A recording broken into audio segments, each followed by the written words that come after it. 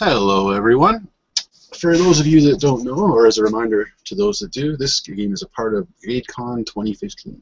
This particular game is being put on as part of the Star Wars Tides of Change role-playing club, through which 6 sessions, or 24 hours of gaming, will take place. The event is in support of Child's Play, a charity that helps get games and entertainment to kids in hospitals. There are a number of ways that you can support, like purchasing t-shirts through Teespring, or donating at www.brigadecon.org. I hope that everyone has been enjoying the con so far and has been part of some epic happenings taking place. I should introduce a little bit about how the tide change concept works in games and kind of run through that we use the Tides of Change role-playing club. At about the halfway point of the game, our players will give a short monologue or suggestion about how the story should change or a new element to the unfolding story. The viewers and the players themselves can then go to the Tides of Change group page on Facebook, www.facebook.com/groups/tidesofchange, and a vote on the tide change they want to see happening. After a 10-minute window, votes will be tallied and that tide change will be introduced into the game. For the second half, it's a great way to get things going. So we want to give the players and the viewers agency into creating the story that we're telling together. All that being said, I'm Raikiru and I'll be the game master for the session today. And I want to introduce you to the excellent role players that will be taking part in this episode. We have Devin, Dave, and Alan. I'll pass off to these three here in a moment and let you know a little bit about themselves. So in my screen, I see Devin first, then Dave, then Alan. So if you guys want to introduce yourselves and your characters here at this point, that'd be great. Devin? Yep. Hello, everyone. I'm Dev from What the Dice, and I'll be playing a three-eyed super scientist named Abraxis Haas.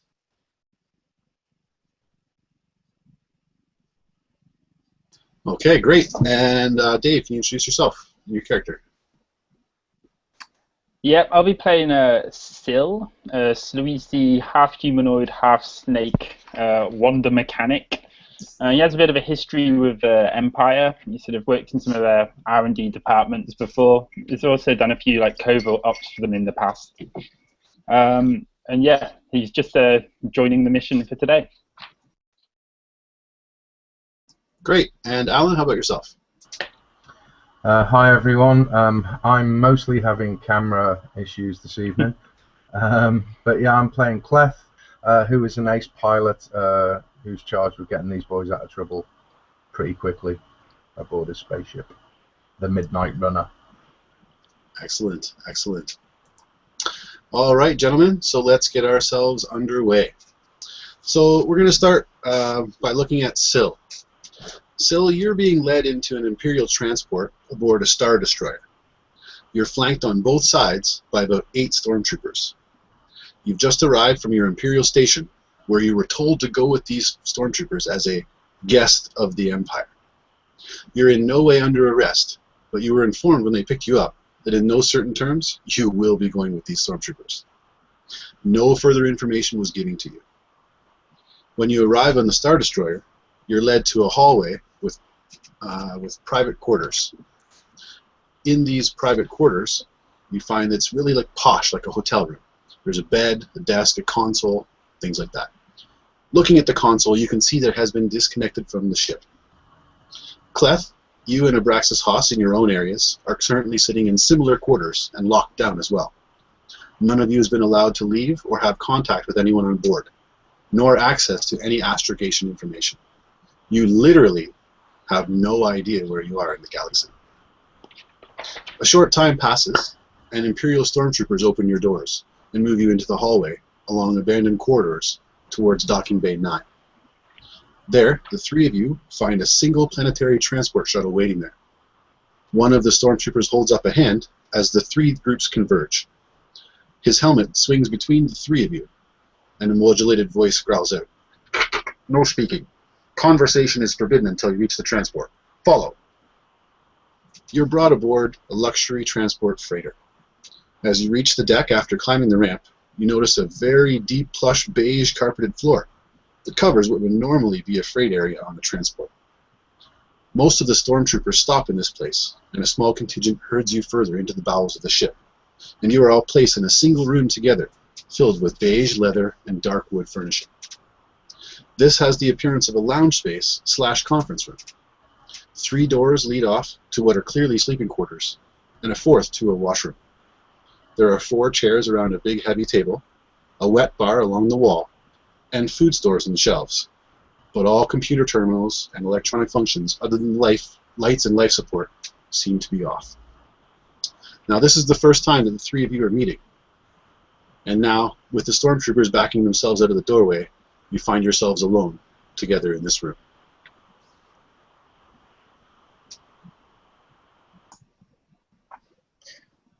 I say, gentlemen, this is highly irregular. Do any of you know what's going on here? Why have we been gathered like this?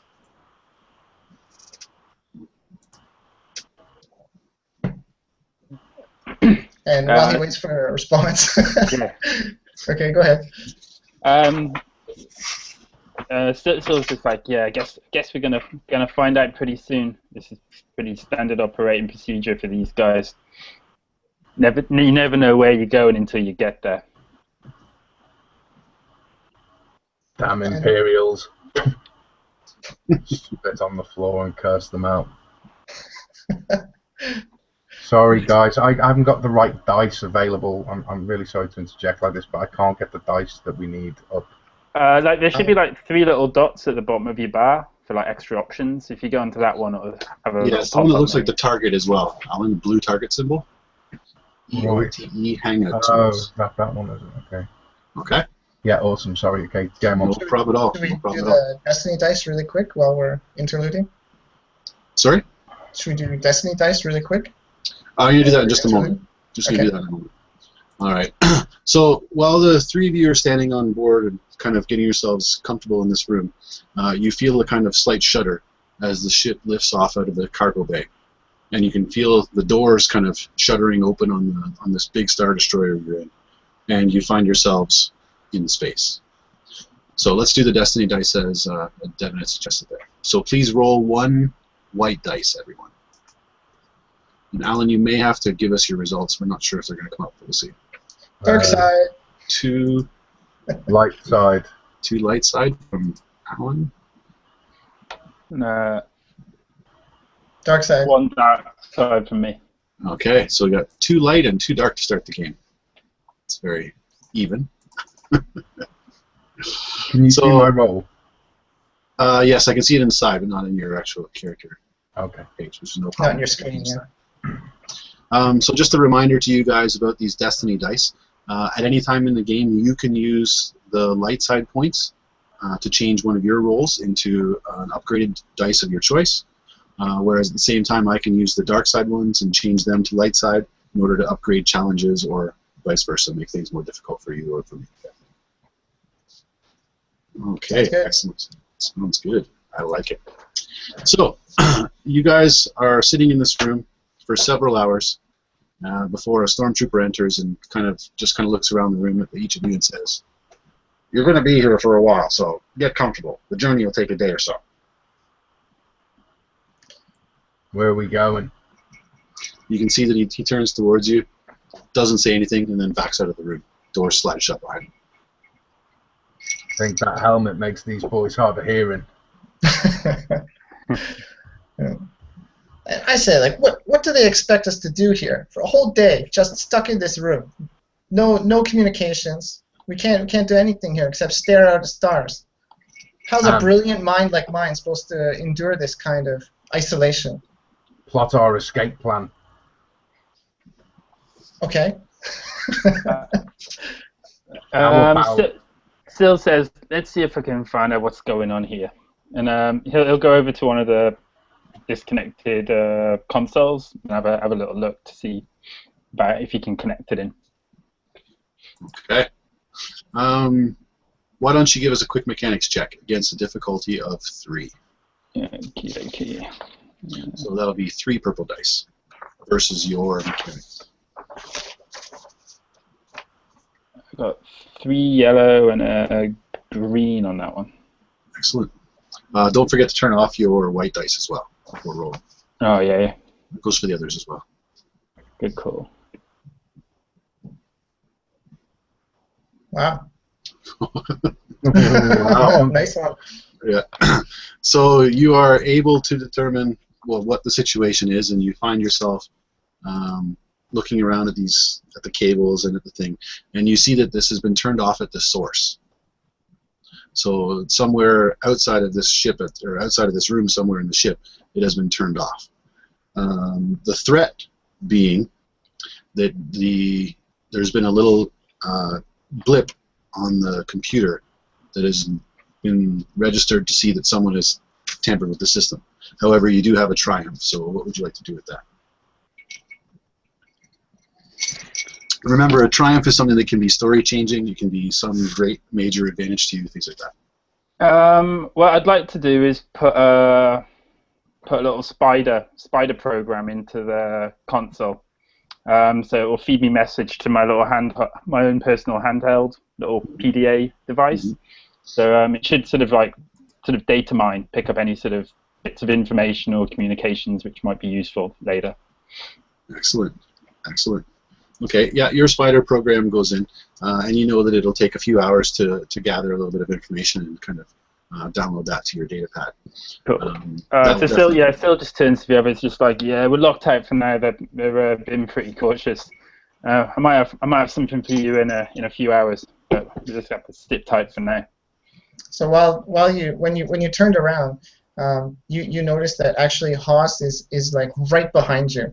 And his three eyes are peering at you like this, and he's looking like over your shoulder at the data pad, just like trying to see what you found there. And then when you turn around and talk to him, he just kind of steps back, and his three eyes blink a little bit. And he's like, "Oh yes, that would be excellent. Good work." How are they cutting us out? Just for a moment, Sill's just kind of like holding eye contact with you, just kind of staring at you. You just use like little reptilian little side lids, just gonna go. Okay. Anyway, the name's Ssil. Nice to meet you, Mr. Oh, Haas, Abraxis Haas. A pleasure to meet you too, sir. And I'll shake his hand vigorously. Abraxis. Perhaps you've heard of me? I'm quite well known in the scientific community. Really? What are you known for, Mr. Haas? I'm a specialist in alien xenology. I teach at the Coruscant universities. I'm not much of a zoologist. I'm more into the mechanical animals. Excellent.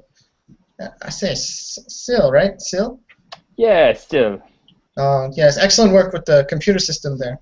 So how are they blocking us exactly? They've gone for a full disconnect at the moment. The next time they plug in, though, I'll be into their system. Okay. Can Haas take a look at the computers too?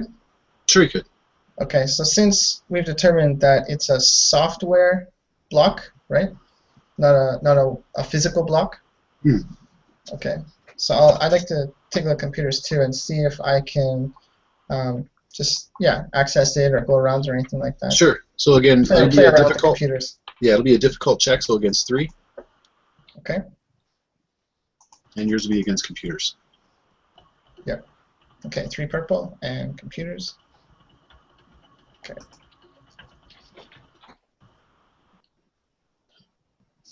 All right. Okay. Am I able to slice around the blockage or you trace are, it back? Yeah, you are able to see that what's happening in this situation is they've put kind of like a basic like firewall in place that's kind of right from the server system that's not allowing data to actually go out to any of the consoles on board the ship. It's not kind of just yours. It's all of them kind of thing. So basically everything has been shut down from the bridge on back kind of thing. The threat being again is that the computer makes a second kind of bleep to it, and you know that at some point, either now or in the future, someone will have seen or will see that someone has been in the computer. I'll say, go ahead, Alan. I'll say I'm just sitting back, puffing on a big cigar, just watching you both kind of like idly, just like nerding out over some computer console. Just puffing on a stogie that just never seems to end. So yeah, that like you sort of see Sill's tongue sort of flicking out, just sort of testing the air as he sort of swings around, looks over towards you, and he's like, "So we have Mr. Abraxis, and you know me as Ssil. And who might you be, sir?" Call me Kleth, kid. Ah, Kleth. I think I've heard of you. I doubt that very much, unless you are, you like getting imported goods. Maybe another Kleth I'm thinking of. Yeah, I'm a purveyor of everything that's hard to come by. That's what I'm doing in this mess. The Imperials caught me on my last ship, the Little Dancer, and it was either come and work for these boys or end up drifting out into space. So here I am. Is that the tiny dancer or the little dancer? It was the Little Dancer, and it was a fine ship. So you're also a pilot then? Yeah, I've been known to navigate the stars from time to time. Well, that could definitely come in handy, depending on where we end up here. Well, just give us a ship and I'll be out of here in a minute. And Ssil sort of nods over to Abraxis again. He's like, "So, Mr. Hoss, this is your first time working with the Empire?" Not exactly. I mean, I went through the Imperial Academy, the science division, and I do some science work on commission for them as well from time to time, but mostly independent researcher and scientist. But I do some lecturing as well in the academies and in the universities. Nice. I get around. I'm often invited a number of places throughout the galaxy. Cool. So Sill's kind of like, "Well, gentlemen, I guess we should just make ourselves comfortable for now," and sort of slides over towards the wet bar and starts, opening a bottle, and sort of just gestures to you guys as to whether you'd like a shot as well. Would there be any Carillion whiskey there by any chance? Carillion. He looks down. He's like, "Oh yeah, we have some Carillion whiskey. Excellent taste, my friend." And just starts like pouring a couple. And there's Kleth, do you partake? How many bottles are there? Excellent. Not enough. Looking in the bar, you see that it is very well stocked. Okay. Everything in there is quite high end as well. There's probably 2 or 3 bottles of each kind, and they definitely are top shelf. Cool. In that case, Ssil will pour a couple of glasses and then take one of the bottles, full bottle, hold it up, and just toss it over to Kleth. Yeah, I'll with me teeth pull out the top and take a hefty draft. Hoss will hold up the glass and cheers. And he'll say, "Cheers, gentlemen. Now I know what we're supposed to be doing for the next day." Here's to a fun voyage, guys. Things are starting to look up. Nice. So unless there's any other things that you'd like to talk about or discuss or prepare kind of thing at this time, we'll say that a little bit of time passes. Probably about 6 hours where you guys are kind of sitting here getting pretty toasty on this Carillion whiskey and other items in the bar. Around this time, you hear kind of a faint whistle that comes from Sill's data pad, like and you can tell that his spider program is finished running. Cool. So yeah, Ssil will a little bit drunkenly at first, sort of like trying to work out where the sound's coming from, and he'll sort of refocus on the pad. And he pulls the pad up, just like going through some of the screens. He's kind of frowning a little bit, and then just like flicking through some stuff. And what information might he find on his pad? So the first thing that comes up on your screen as you pop it open is this big kind of red square, and it says access denied to all but Imperial level 7. But as you kind of look at it, you realize that there's kind of a scroll bar there, and as you kind of slide by it, you see that your spider program has actually managed to make around a little bit of this system and pull in a bit of information. The first thing that you get out of this is a voice recording, and you see that there's only 2 files that are there. One is a voice recording, and the other seems to be a set of Imperial orders.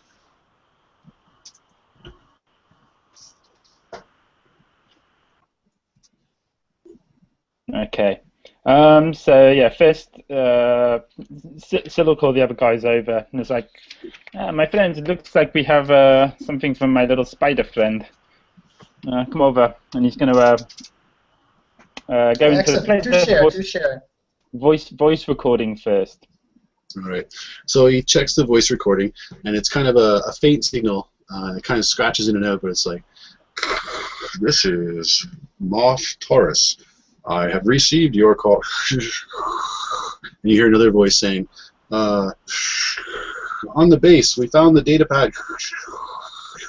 And that's all that's on the recording, except for a little bit more hissing. Is there any kind of timestamp on that? Do you know when it's been sent to? Yeah, looking at the timestamp, you can determine that it came about 2 weeks ago, which is about 2 days before the kind of group of you had been gathered from around the various parts of the galaxy. What was that guy's name again? So off Taurus? Moff Taurus. Moff Taurus. Can I roll a knowledge check to see if that name's in any way familiar? Sure. I'd like to do that too. Would that be law? You're gonna, yeah, you could do like a straight knowledge check, intelligence, or you could use your lore is fine too. I think they're all pretty similar for me anyway. Can I use education? Would I have learned about the great moths in the academy when I was a student there? I've got 2 hits and 4 advantages. All right, so. Oh wait, I didn't roll any difficulty. No wonder you did so well. I know, that was so good. Yeah. Standard difficulty of 2. 2 fails and a danger. Okay, so you failure and a threat. I got just the threat from Abraxis. So I get one failure and 3 advantage. 1 hit and 3 advantage. Oh, I see what you did there. You just rolled the threat against it. So yeah, okay, yeah. So you're kind of considering for a moment, and you're kind of running through the kind of list of moths that you're aware of in the Empire, and it does come up in your mind, and you're like, you're getting this feeling that it's somebody you know who is part of like a science division of some sort. You're fairly certain that he is a general, again a moth, that's in charge of one of the scientific divisions. Okay. He does have a fleet of his own, and a certain sector of space somewhere that you can't quite remember. It's definitely out of rim. And I know something disturbing about this guy. Yes, you know that in the past he has been known to be a kind of very ruthless person who kind of goes for his whatever kind of whatever objective he has, he's very ruthless about achieving it. Science without morality? Yes. Sort of for one of my advantages, I'd like to sort of know what kind of area of science he's involved in. Yeah. You would know that it's something to do with biology. Xenology? And alien biology? Possibly. I have for my leftover advantage, I'd like to sort of use that as a prompt to try and stimulate Mr. Abraxis' memory further to see if he can recall any additional details about that. So I'll sort of tell him about, I remember this guy. He was he's a famous biologist from some planet which we all know. And, hopefully that'll help Abraxis. Corellia. He's a Corellia. Remember a bit more. Nice. Nice. So yeah. So again, in this kind of thing, Abraxis would know, like, just along the concept of if he's a moth and if he's in the sciences and in the Empire, all these things kind of equal, secret Imperial projects of some sort. Okay. Dark science. Well, could be, could not be. I'm sure the Imperials do some good science somewhere in the galaxy. They do light science and dark science. Certainly, I'm sure. Nice. So a little bit more time passes it, unless there's anything you guys want to specifically talk about.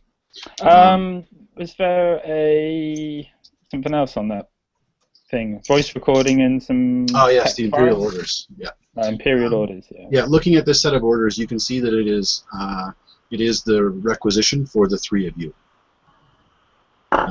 All 3 of them seem to be signed from a Grand Moff. You can't read the signature, but you know you're certain that this is like one of the highest people in the Empire.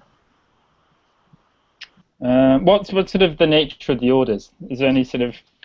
The order is the orders are very basic and probably the simplest orders you've ever seen in an Imperial. It says, "Get this guy, bring him." It doesn't give a location, and just you can see 3 papers that have your specific orders on. Cool. I'd like to... While we check through that one, I'd like to sort of see if my spider bot can go any deeper. Okay. Give us a mechanics or computers check, your choice now. Okay. And since you've already gone in the system, you'll get a boost for this. However, hours have passed and likely your intrusion has been noticed. So it will be against 2 purple and 1 red. Okay. So do I get a blue on that, did you say? Yes, yeah. Okay, cool. 2 purple, 1 red, blue, and then your skill. Ooh, 3 hits and a... Nice. You're awesome. That's awesome. Yeah, so your bot kind of makes its way easily into the program. It successfully goes deep into the system, and what you're able to get back this time in a really quick fashion is you've got astrogation knowledge that tells you that you're specifically heading towards a planet just outside the Tion cluster. The Tion cluster? Yeah. Tion, either way. Okay. Can we do an outer? Is this outer rim? Yeah. Or core outer rim, right? Okay. Can we do an outer rim check on this? Yeah. The threat will be that unfortunately, since they did kind of see your thing, your spider bot program was eventually picked up, and it was kind of disintegrated into the system. Yeah, so Ssil doesn't seem too concerned about that one. He's like, yeah, they found my little bug and squashed him, but hey, they brought us here for these kind of skills. What do they expect? Good work nonetheless. Excellent work. At least now we know where we're going, and we know that we were taken for some purpose related to this Moff Taurus. Yeah, it doesn't go well for us. This is highly irregular procedure. Ssil's like, Mr. Kleth, you're the pilot here. Do you know anything about this Tion cluster? That's a good question. Let me check. Yeah, that'll be outer rim. Yeah. I'll take a roll as well to see if I can. Okay, I've got 2 greens for that. Okay, for you, for Kleth, it will be 2 purple, and for Ssil, it will be 3 purple. Okay, I just rolled all my stuff without the purple again. I'm like, that's awesome. No, dude, come on. Nice. Sorry, you're gonna have to roll your outer rim versus. Yeah, there you go. Okay, so I've got 3 hits. Oh right, so it's sorry. I'll roll. Right, there we go. All right, so both of you are aware of this system, but it's kind of confusing to you that you would be kind of going anywhere near it. Based on what you know, the Tion cluster isn't really in the hands of kind of any Imperial that you guys know of, kind of thing. It's more of like a trade route. There's quite a few planets that have kind of more shady characters on them, kind of thing. But does not usually being a normal place for any kind of Imperial activity. Okay, because it sounds like it's my kind of place. Yeah, chances are you've been somewhere in the cluster, like like taking a Imperial presence is certainly unusual for this neck of space.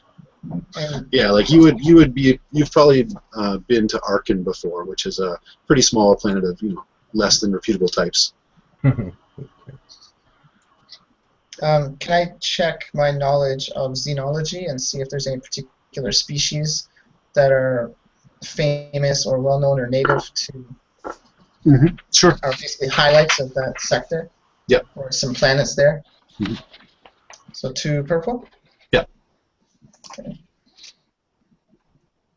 1 success and 1 threat.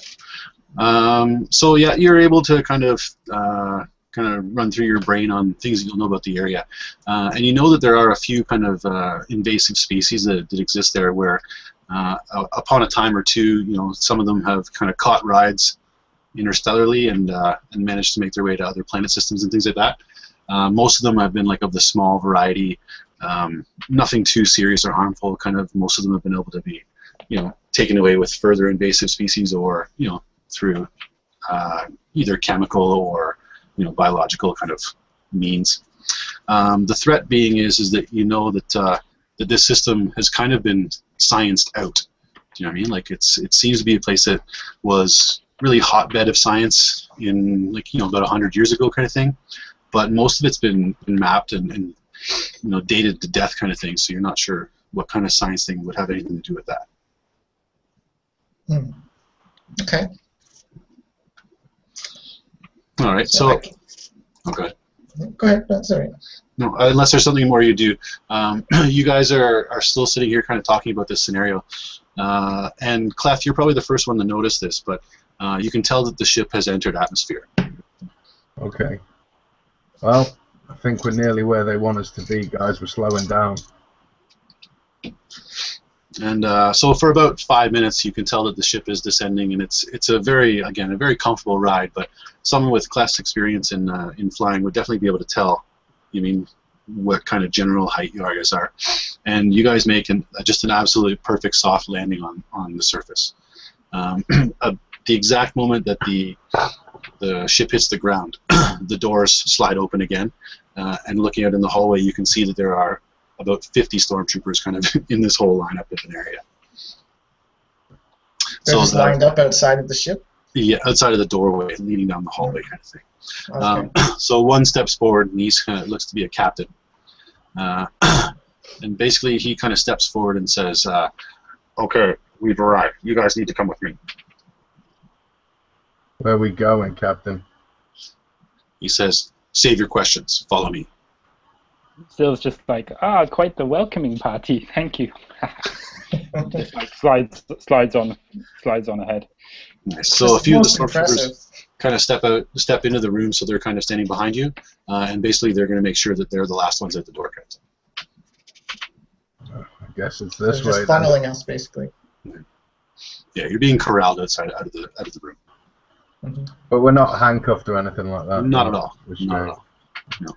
Okay. So as you guys step out of the doorway, as I say, you can see that literally, like the hallway itself is probably about maybe 2 meters wide in this ship leading back to the cargo bay, and on both sides are stormtroopers lined up shoulder to shoulder. And these stormtroopers go like from, you can see back to the back of the ship and down the ramp. And as you can see, that whole way is stormtrooper after stormtrooper after stormtrooper all lined up. So, what did we land into? It's just like a large hangar. You're not certain yet. Basically, you can't really see anything except the ramp at the moment. Okay. Yeah. So as you guys make your way towards the ramp, you can actually see that the ramp of this ship kind of leads down to an almost hidden blast door of an Imperial bunker. Again, these rows and rows of stormtroopers are standing there, and none of them are moving at all.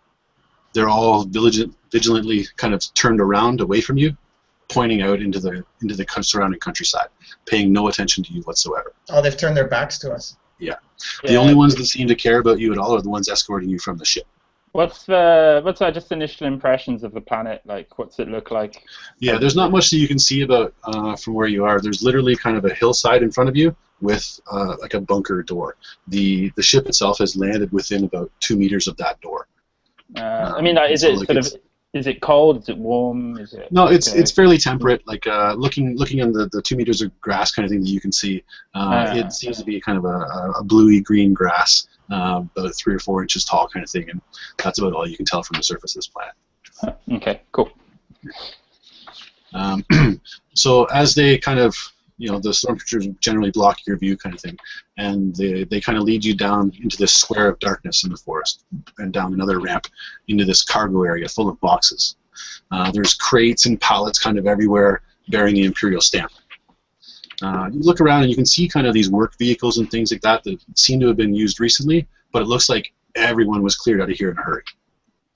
The rows of stormtroopers have kind of dwindled down a bit. They're now kind of about a meter apart, but they're still like straight down, leading you down the middle of this kind of this room, kind of like a Imperial kind of storage area. Sort of, how many guards have we walked past so far? Probably about 200.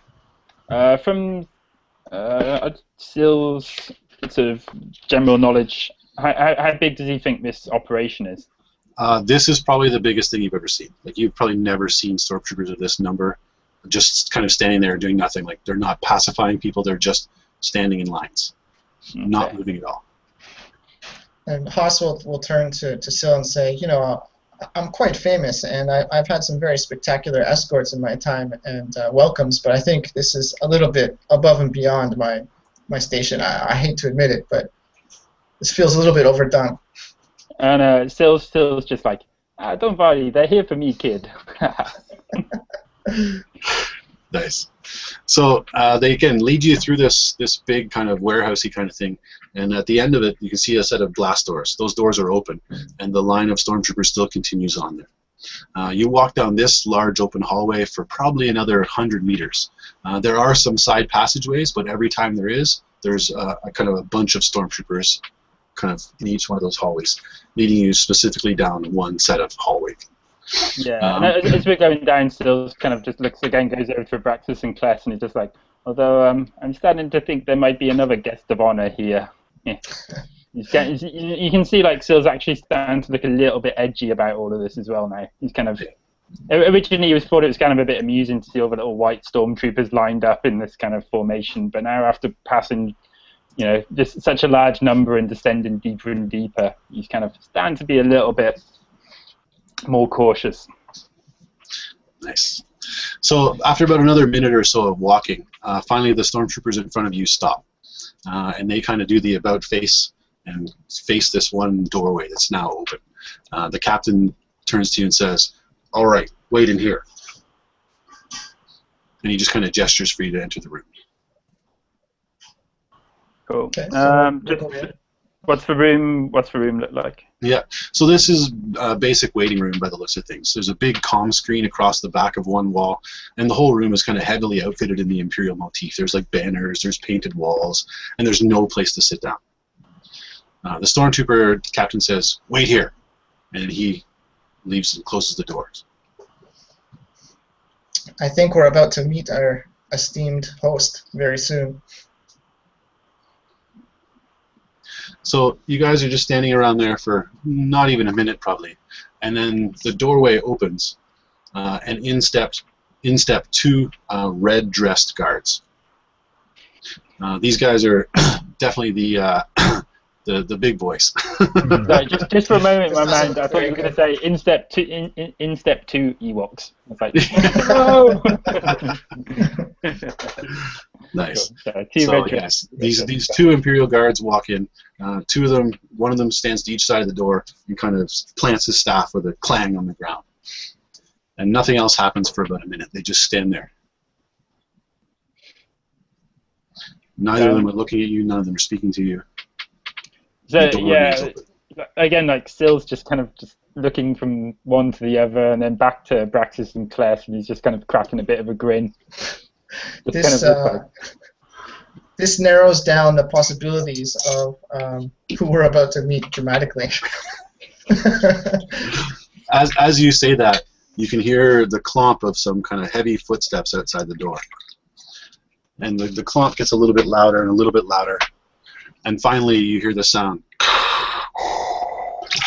And at that sound, like, Stil's smile just goes, and like, he's a reptile, like, but he does kind of noticeably go the shade of paler shade of green. Nice. Okay. I'm guessing we all know who this is. So as you say that, kind of the edge of a black cape kind of slides around the edge of the door, and in steps this monster of a man, dressed in this black suit. You can see lights on the chest, and this black heavy helmet with the sound coming from. And Haas's three eyes just go wide open when he sees him, and as a proper Imperial servant, he immediately drops to one knee and says, Lord Vader, this is a very unexpected honor. You can see that at first he looks down at you, and he looks to the other two before speaking. As he looks over, Sils kind of just like drops his head as he looks over, and tries to make himself constrict as much as possible. Do I know who this is? Like, do I know he's a big deal? I think your character would be well aware of who he is, yes. Oh, okay. In that case, I'll show a little bit of deference then. I'm not going to get on my knees, but I'll just kind of like bow my head. Ben Dunny. I'll bow my head. I'll take the cigar out the corner of my mouth as well. So since he sees kind of all three of you do this, his voice comes out and he says, "There's no need for this. We do not have time. Stand. We must talk." So Haas will stand up and just stand attentively. He's very impressed by who he's in the room with. Yeah, Ssil will actually go so far as to sort of throw a sharpish salute and try and straighten up as much as possible. But he's still slightly swaying a little bit. Yeah. Vader just, again, doesn't seem to even pay attention to what you guys are doing at this point, and he just starts talking. He says, "We have received a transmission from somewhere in the Tyon system. I have a mission for you." Anything, Lord Vader, just name it. We're happy to serve. "This intercepted transmission told me that there is..." Interjecting gasping, mechanical gasping. Yeah. I'm liking that. That is good. Yeah. And he says, the information that we have received is that there is trouble in the system. We have assets on the ground. You may not know this, but we have begun the Dark Trooper program. This program is very important to the Empire. 2 weeks ago, we lost contact with the Dark Trooper program. And with the trouble we've been having in the sector, we have determined the best thing to do is send someone in. And he turns to the three of you and he says, "That's where you come in."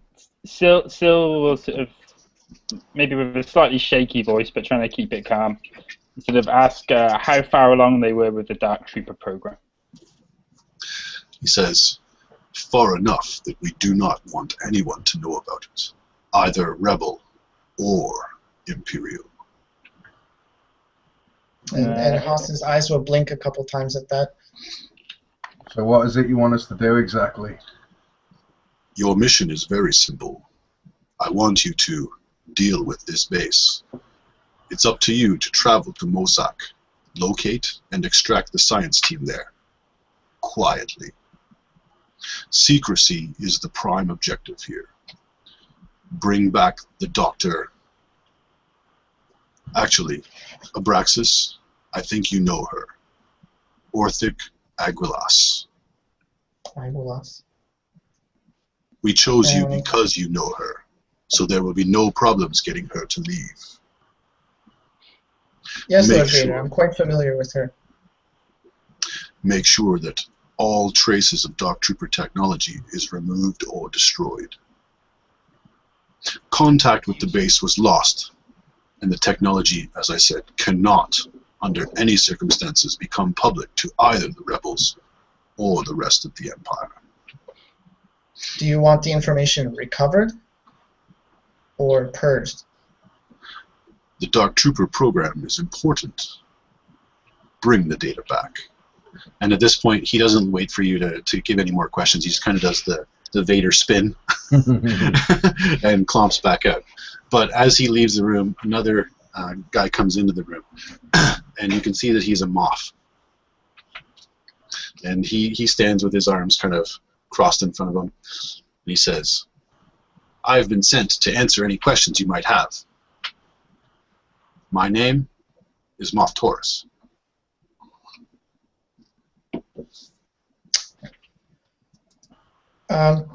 Before we continue, what do I know exactly about this Dr. Aguilas? So I know how to respond to this conversation. Yeah, you would know her from various times in the past that she is related to a lot of xenology things, but integrating those with technology. She's kind of one of the leading edge of kind of cybernetics, especially as it relates to kind of getting thinking systems into droids. So she's one of the big players in the Empire, though you didn't know that she was working for the Empire. Okay. Thinking systems into droids. Like organic brains or things like that? Possibly. Okay. And the Moff kind of stands there a little longer. He's like, "Are there any questions? Lord Vader has given you the basics, but if there's anything you need to know, now is the time to ask." Ooh, also, I'd just like to roll for lore to see what we know about the Dark Trooper program. And was that Vader seemed to be speaking as if we kind of would know what he was talking about. What's our common knowledge of the Dark Trooper program already? Yeah. Truthfully, at this point, probably only Ssil would have any idea about it whatsoever. There's been whisperings in the mechanic and technology community lately that the Imperials have been working on something special. They've been looking into making something that's basically uses like ATST armor on a personal-sized droid. These things are badass. Mech warriors. If such a thing exists, they would be badass. That's what they're trying to make anyway. Yeah. Cool. Okay, so Ssil would be okay. Mr. Was it Taurus? Taurus? Yeah, Moff Taurus. Moff Taurus. We are to extract this Orthic Aguilas. Dr. Aguilas. Dr. Aguilas, and the information. Other assets. What is the value? He says, the value is simply what you can take. The data and the personnel are the most important thing at this time. Everything else can be replaced. But out of the personnel, we know Dr. Aguilas is the very precious asset. Other assets, we can cut our losses if we need to. You can see that he doesn't hesitate for a moment, and he nods his head without saying anything. And like sort of still just kind of nods as if I was kind of what he was expecting to hear. Okay, he mentioned a planet name, right? Or Vader mentioned a planet name where we're supposed to go. Yes, where this is all happening. Yeah. Mossack? Yeah. Mossak. Okay, Mossack. I actually spelled that right. Yeah. So again, I just want to check really quick what I would know about Mossack in my own knowledge. Yeah, truthfully, I can just tell you this. You don't have to roll for it. Okay. Mossack is a part of the Tyon cluster. It's kind of a really backwoods area. You know that there's, other than like if there's this actual base here that you had no idea about, there's nothing really remarkable about this planet at all. It's kind of further away from the hyperspace route than most of the other planets in the system. Cool. And Ssil would just sort of also like to have a general sort of rundown and schematics of the base. Okay, so you mentioned this to Moff Tarkin. He says it will be downloaded to your datapad. Yeah.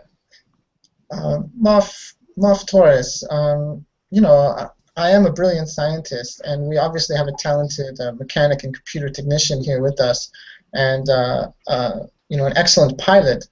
But none of us are warriors. How can just the three of us go into this place where you lost the program? You had some trouble there. What can we expect, or how can just the three of us do this? He looks at you and says, Lord Vader has determined it is up to you three. It is not for me to question why. Will we have an Imperial escort? There will be no Imperial escort. as Lord Vader mentioned, no other Imperials can or do know about the existence of this program. That is why outsiders, such as yourselves, with certain ties to the Empire, have been called in. Well, I can get us there without attracting any undue attention, but what about my ship? And he smiles and says, "It's interesting that you should mention that, Mr. Kleth. We have re-outfitted the Little Dancer, and it has been re-designated. All markings, Imperial or otherwise, have been removed from it, and it has been upgraded to Imperial standards." Okay. Yeah, Ssil looks a little bit interested on that as well. He's kind of, you can see his tongue that will just swipe over his lips briefly as he's kind of like, he's going to enjoy getting on board that and having a look around. Yeah, it puts a smile on my face as well. Nice. Well, I wouldn't mind going to see what the baby can do. Moff Taurus begins looking at kind of his timepiece like he has somewhere else to be. Is there anything else, gentlemen? Ssil says, "Is there somewhere else you need to be?" Anyway. Moff Taurus just kind of glares at you and says, "Your wit is not appreciated here." Well, I'm going to let you boys talk just about elbow. computers. Yeah, I'm going to go and get the ship Ssil. warmed up. And he'll say, "Sir, Moff Taurus, sir, if you can also let us know, send us some information on the circumstances of how you lost contact with the site and what might have occurred there, or some video feeds or anything like that that would help us to infiltrate this place and get what you need." It is secret information, again, that cannot be passed to anyone else, but we've lost a few locations and a few Imperial ships in this area prior to this. We don't know much about what's going on in the sector, but Lord Vader has determined that we cannot make an Imperial presence known there. The secret is too big. And Ssil would just like ask, what was the final transmission from the base? He says, the transmission from the base itself was very normal. We received one other transmission from another nearby world, and it seemed that something had taken over the base. But with the transmission, we weren't able to tell very much. And I'll say, was it the work of these, and I'll pause for a second, my lip curls, and say, rebels that people speak of? You can see that he kind of smirks a bit and says, "It is a very real possibility. And remember, that technology cannot reach the hands of anyone else." I'll just mutter in my breath, terrorists. Destroying good scientific progress.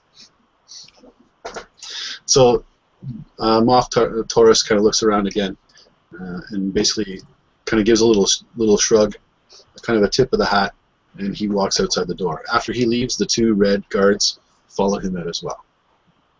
And from there, the captain of the stormtroopers walks back in along with a group of 3 or 4 more, and he says, "We've been told to escort you to the loading bay. There's a ship waiting for you." Yeah, just fall into line, I guess. And Lead on. slide on out. Okay. So the 3 of you guys make your way towards this landing bay area, which takes you back through the general area. When you come up the ramp, you see that the ship that you guys had arrived in is gone. And about 30 meters ahead on this platform, under a kind of a semi-camouflage tarp they've kind of put over it, stands a VT-49 Decimator. Nice. This ship is a ship that's built to outfight anything it can't outrun, and outrun anything it can't outfight. So It plays a mean X-Wing, too. So do I recognize it as the Little Dancer? Yeah, you noticed that in thinking back on your ship, the Little Dancer, you know that it was again taken from you at the time, and you thought probably scrapped. But it seems like the Imperials had held on to it. and over the time they've basically kind of stripped it all down, put it all back together without any markings of any kind on the ship. There are no identifying features to it whatsoever. Okay, I'm going to take a walk around the ship, just like, you know, knocking on the hull and just looking, you know, checking out the craftsmanship, see what they've done to the old girl. Yeah, so you're looking around at your ship here, and and you're kind of getting the kind of comfortable feeling of being home again. Mm-hmm. You know, it's been probably a good couple of years since you've seen this girl in its kind of full capacity.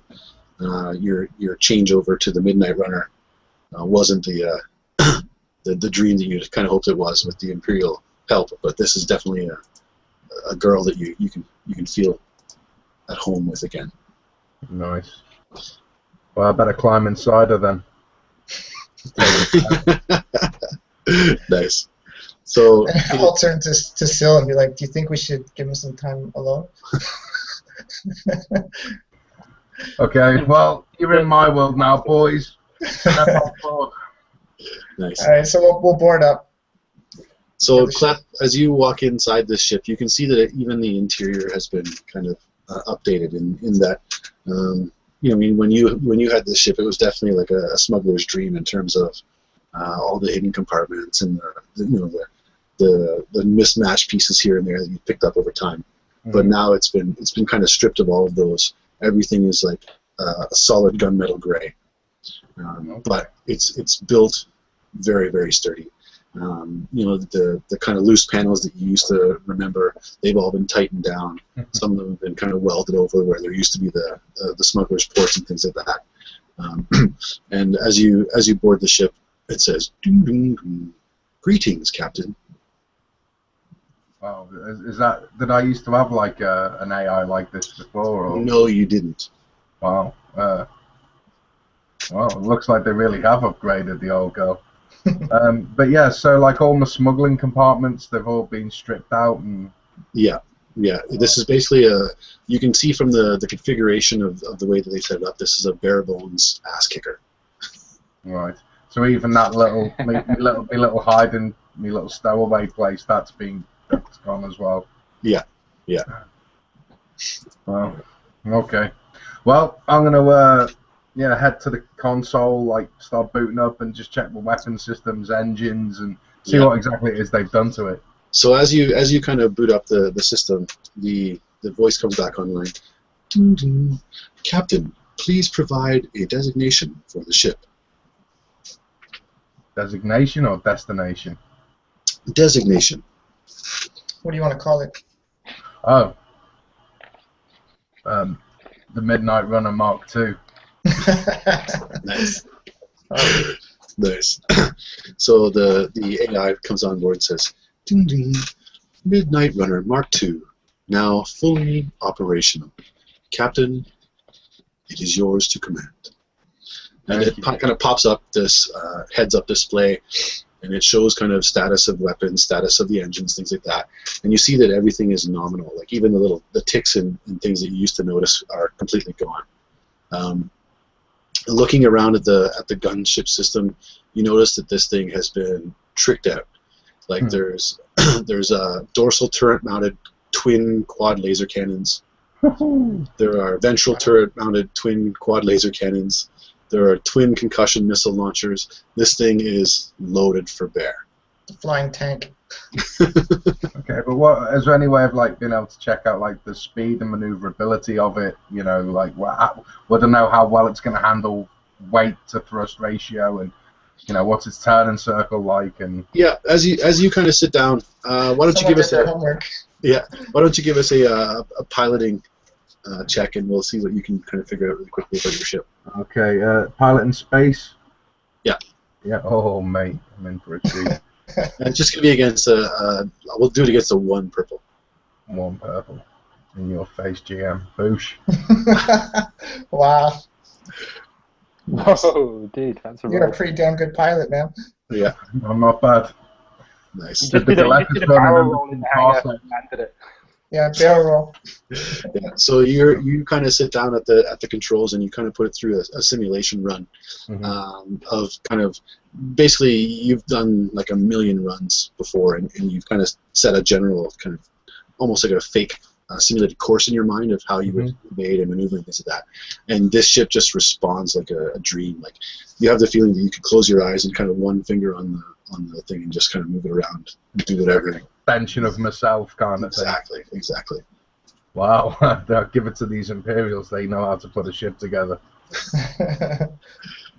Awesome. Okay, so variety of starships. Yeah, that voice that came on before, is that like a constant like AI kind of co-pilot, or was that just a one-off?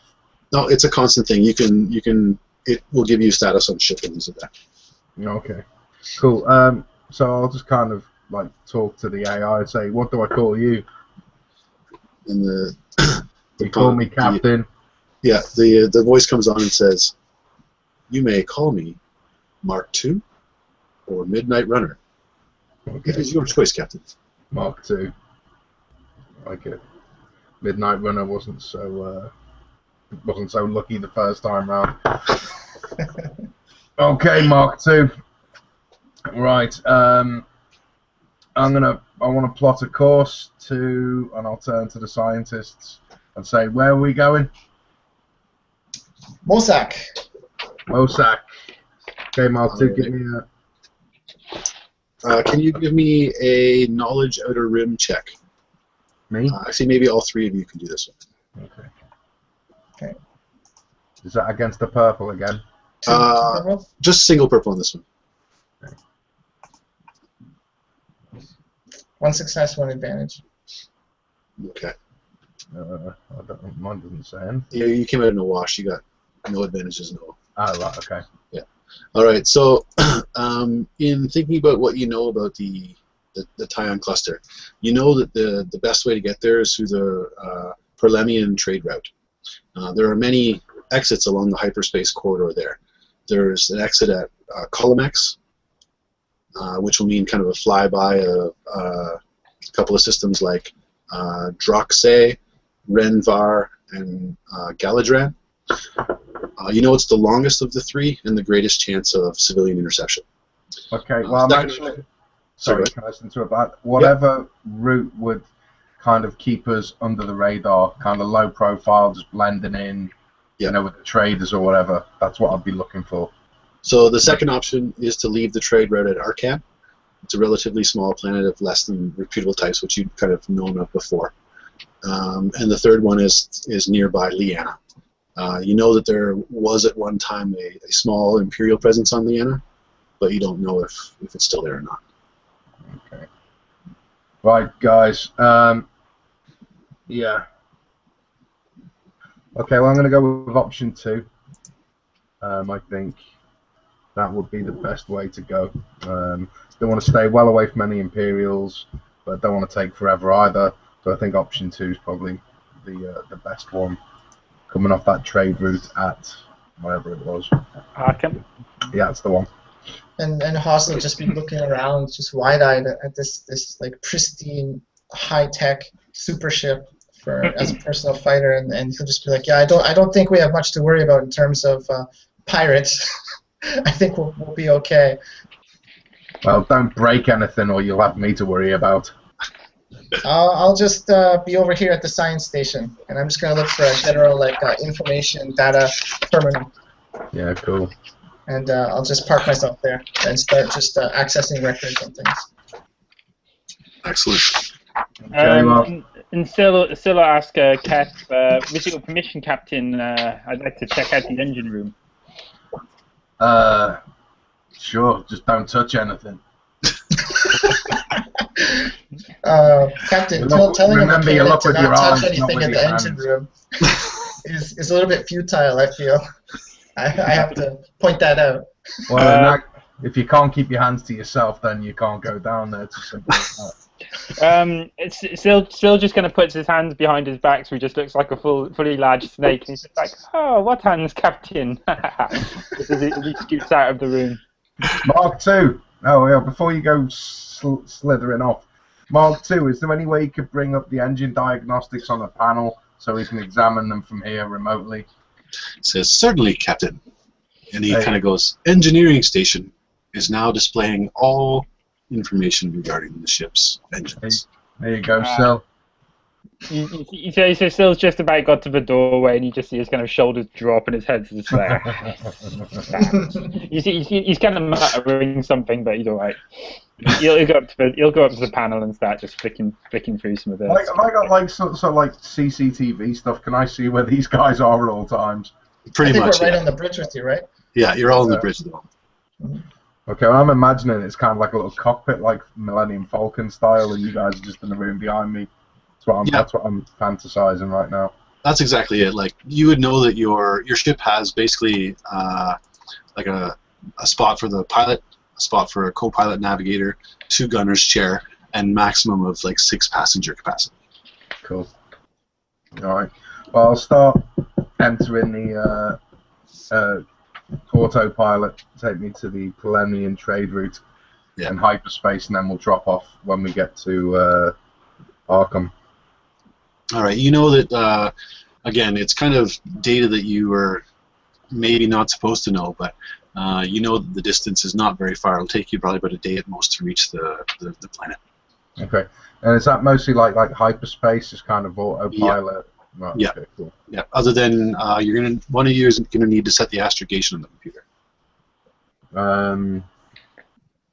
I think our slicer friend. I'll do that. It's my ship. I'll do it. Hands off. All right. Against 2 purple. 2 purple. Yeah.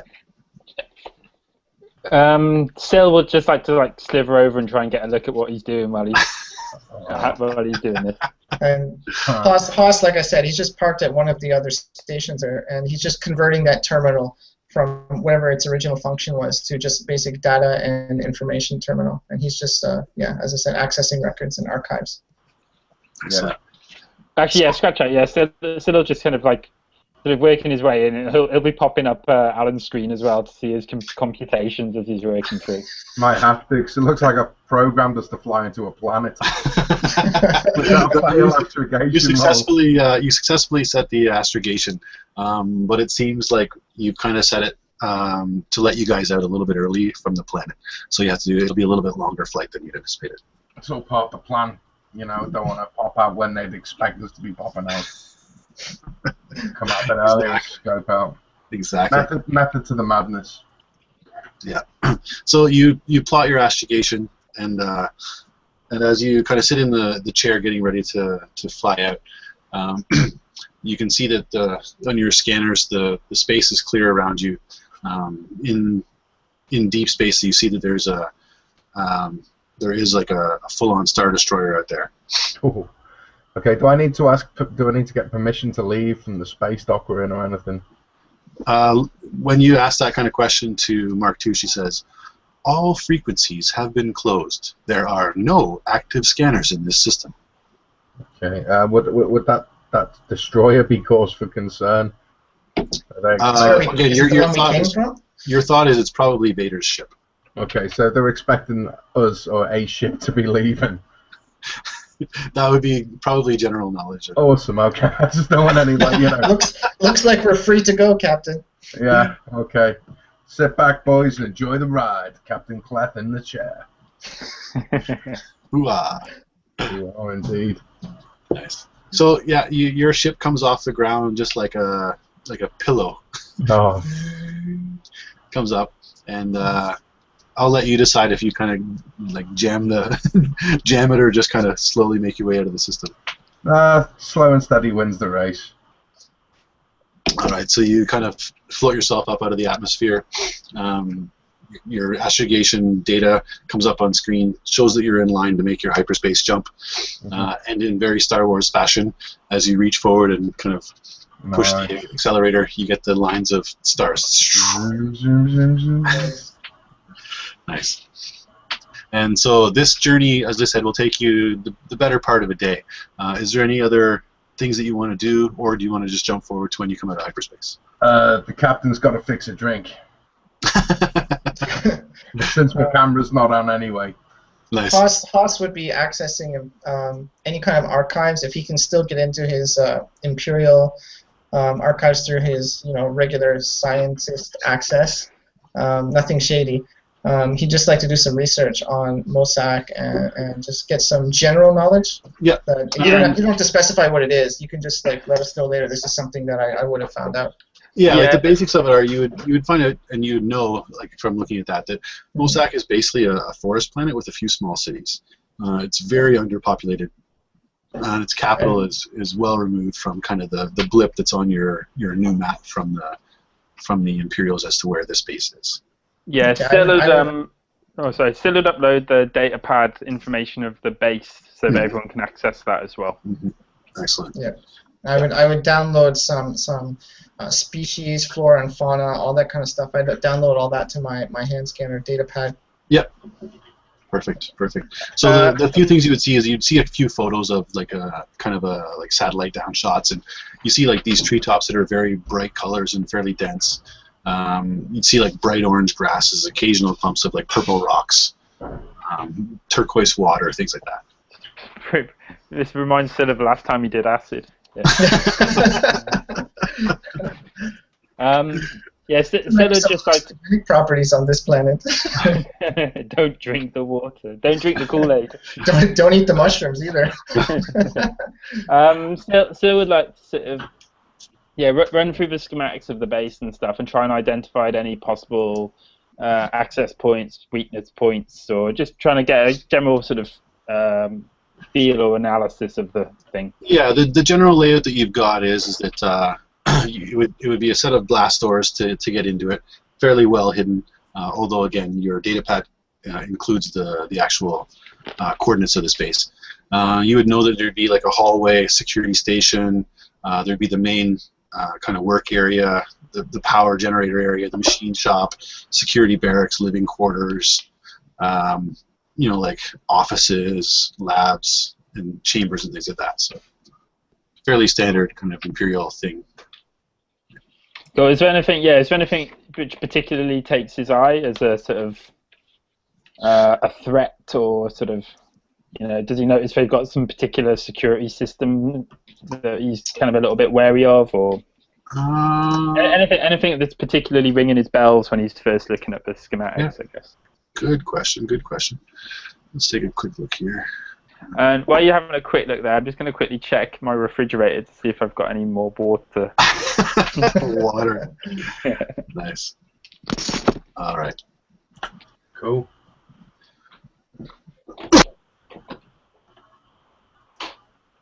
All right.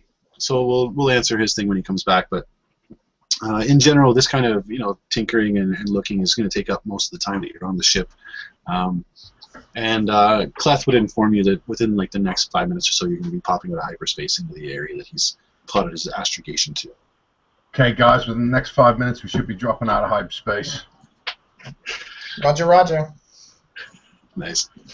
So as you kind of pass this short time, you do your pullback, and the stars themselves kind of do their and drop back into regular light.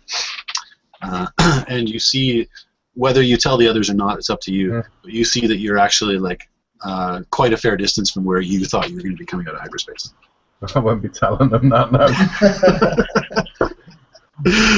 But we're exactly where we're supposed to be. Yeah. And I'll look around, and I don't see any planet. And I'll say, weren't we supposed to come out at a planet? Yeah, but from my experience, it's always better to approach cautiously rather than just drop out of hyperspace in the middle of God knows what. You don't know who could be waiting for us. We're on a sensitive mission, remember? Oh, indeed. Very prudent, Captain. Very prudent. So in looking at your view screen, you can see off in the distance the planet that you had originally intended to kind of pop out near. And between you and it, there seems to be, like off to your kind of port side, a fair-sized asteroid field. It doesn't seem to be impeding your way, but there's definitely kind of between you and the planet. Okay. So you have to decide either go kind of the long way around both the asteroid field and the planet, or you would want to cut between the asteroid field and the planet towards your destination of Mossack. Okay, well, let's see how well they've fitted out this ship. Let's see how she handles. She has no hard turns. Hard turns are red. We're gonna take a stress. Attempt to navigate, like kind of pew pew, just like winging my way through, like seeing how it handles. Yeah, so that's the plan. Want to just blow off the cobwebs. Yeah. So you're juking and shucking and jiving your way around here. Can you give me a piloting check, just against 2? Yeah, 2 purple. Yeah. Okay. Planetary or space? It'll be space. Yeah. Oh, good. All right, 2 advantage. So you're kind of shucking and jiving your way around here. You do a barrel roll around an asteroid just to kind of see how close you can get. Mm-hmm. That's pretty much the plan. Yeah, and as you kind of do this kind of under, and you do like kind of the vertical lift around this one. The outside loop. Yeah, exactly. The Senger's loop. You can see that actually there's this kind of one asteroid that's a little bit larger than the other, and you see that parked on this asteroid are 3 HWK-290s. Oh, look. Oh, that's okay. They're not very maneuverable. We can get past them. Okay. Well, I'll tell the guy. What? Can I make it some sort of roll For what to find out what a HWK-290 is? you would know that these are light freighters. If they're in this area, they're probably smugglers of some sort, things like that. Okay, I'm gonna see if I can open comms, because maybe I'll know them from my past. You're probably gonna scare the crap out of them when you show up as an investigator. These 2 like twin-linked cannons. Hello, boys. Yeah, there's not too many rogue decimators in the galaxy. Nice. So you pop open the frequency, and right away you see 3 faces pop up on the screens, and they're all kind of yeah, sure. Remember, I've got my cigar hanging out the corner of my mouth. Like, what time of day is it? It's space. Time to get out of Dodge and hear those guys.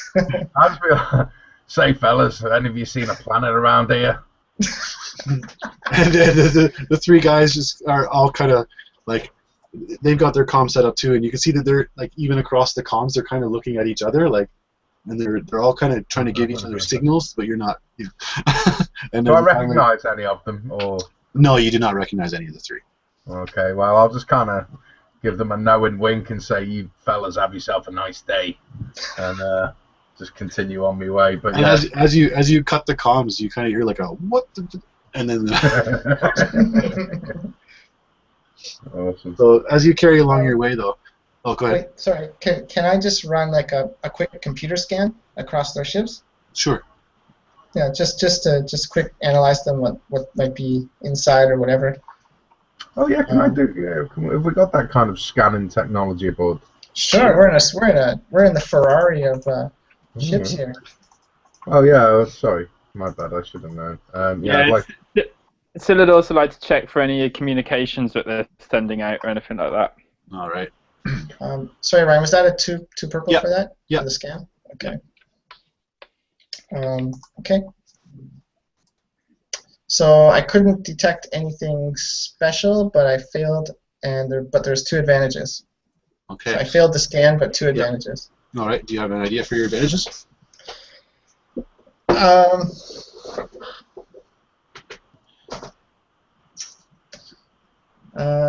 the top of my head, I can't think of anything that is not too far-fetched for just coming across 2 random ships. We're not anywhere close to Mossack right now, right?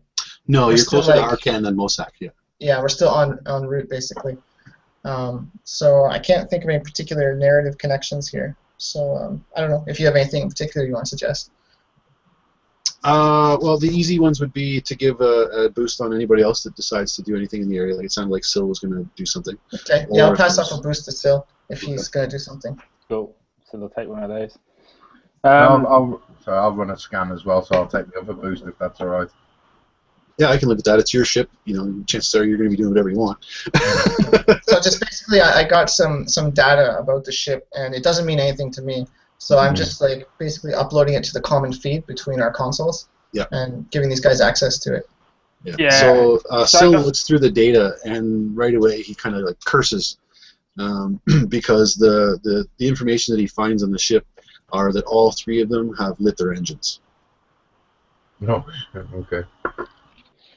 Okay. Can I intercept any communications between them within that success? Yeah. So your quick grab is you catch the end of a conversation that says basically can't let them find out, can't let them know. So yeah, Ssil will relay that one. It's like, looks like we start a party, guys. Oh really? Okay.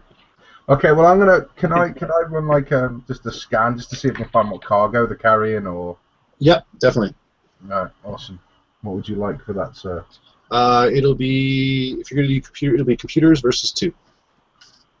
And because these other have given you some data, you can take a boost on that as well. A blue die as well. Okay, I'm never gonna figure this out. But let's have a look. What we got there? Oh, 3. No.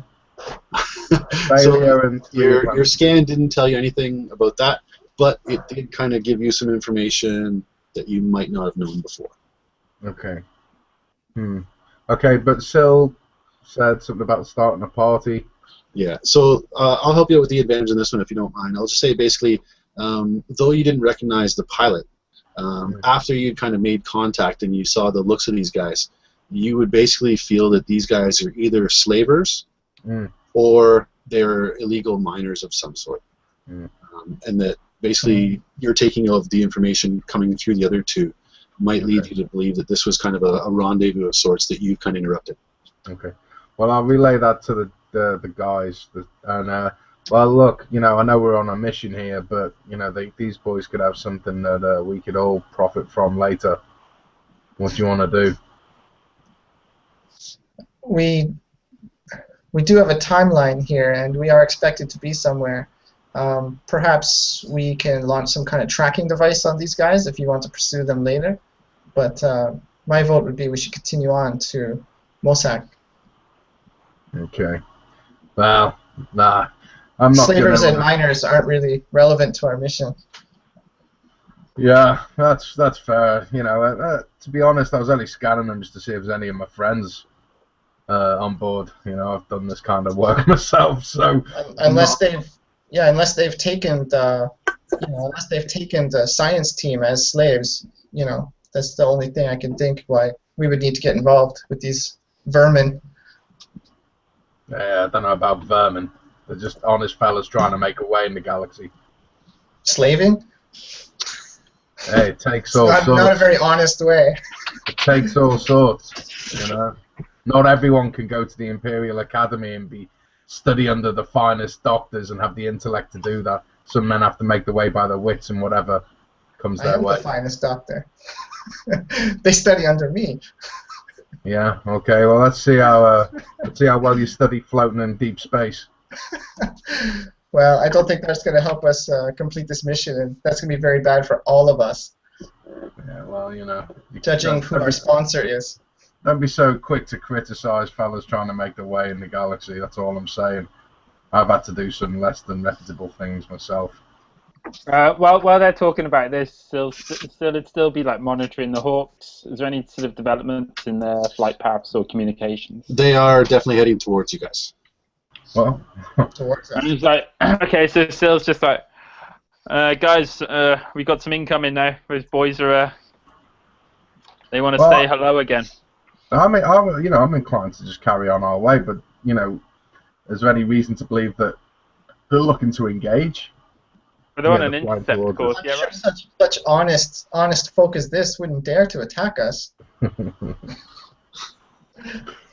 Well, yeah, well, no, I'll just continue heading towards on our way to Mossack. That's fine. Let's lead them to it. No, but they're actually following us though, yeah. Correct. Yeah, they're following. They're coming at us. Like they're not just flying off. They're sort of doing an intercept course. Yeah, like can we determine whether they're approaching on an attack vector or Yeah. like a pursuit vector or just gonna go past us? Like it has no. Give me a quick astrogation check if you want to plot that in the computer and find out. Against what difficulty? Just 2. I'll let the slicer do it. You've got an advantage. Yeah, it's 2 hits and 4 advantages. All right, so you're positive that they are looking to basically one is flying right up your rear, and the other 2 are trying to put in a flank. Okay. Attack vector. They are definitely on you. I'd like if you can sort of narrate the advantage for that one a little bit. I'd like to sort of have some advantage on the weapons check of what they're packing. Yep, no problem. You notice that these ones are upgraded or kind of downgraded depending on how you look at the quality of what they're running. But your quick look kind of through the scanner shows you that they also have some like twin laser turrets, and one of them seems to have an ion cannon. Captain, if you don't mind, perhaps I should move to a gunnery position. I think Just that in might be case? best. Okay. I think that might be best. It's been a while since I was in the academy, but I'll try to. I'll do my best. Yeah, final advantage. I just sort of relay some of the information about the ships to Kleth to sort of give him a bit of a advantage when he's sort of doing a bit of a piloting after. And with that, Ssil will also sort of shimmy away to one of the. Slide your way into a gunner seat. Yeah, he's going to go to one of the dorsal turret-mounted twin quad laser cannons. Second door on the left. Someone else did their homework. Ssil knows his shit. He's a mechanic. I'm just in the turret. I know. Just There's a turret thing, somewhere in the destinator. I played enough X-Wing. I know somewhere there's a turret. Yeah, there's 2 gunnery positions, so you can both take one. All right, I'll go to the I'll turret. settle down into the main seat then. Yeah. Crack the knuckles. So, Kleth, you notice that these 3 ships have a very similar speed to you when it comes to just general space travel. Okay. Right, well, I was hoping to not have to bust this move out just yet, but the one that's up my arse, I'd kind of like to just kind of like suddenly fly up and then hit the brakes, so it goes right underneath me. Dude, you just said, the guy's up my ass, I want to push back suddenly. Highway to the danger I zone. didn't want to have to bust that move out just yet, but you know, it's set up just right, isn't it? Yeah. All right. So give us a piloting space.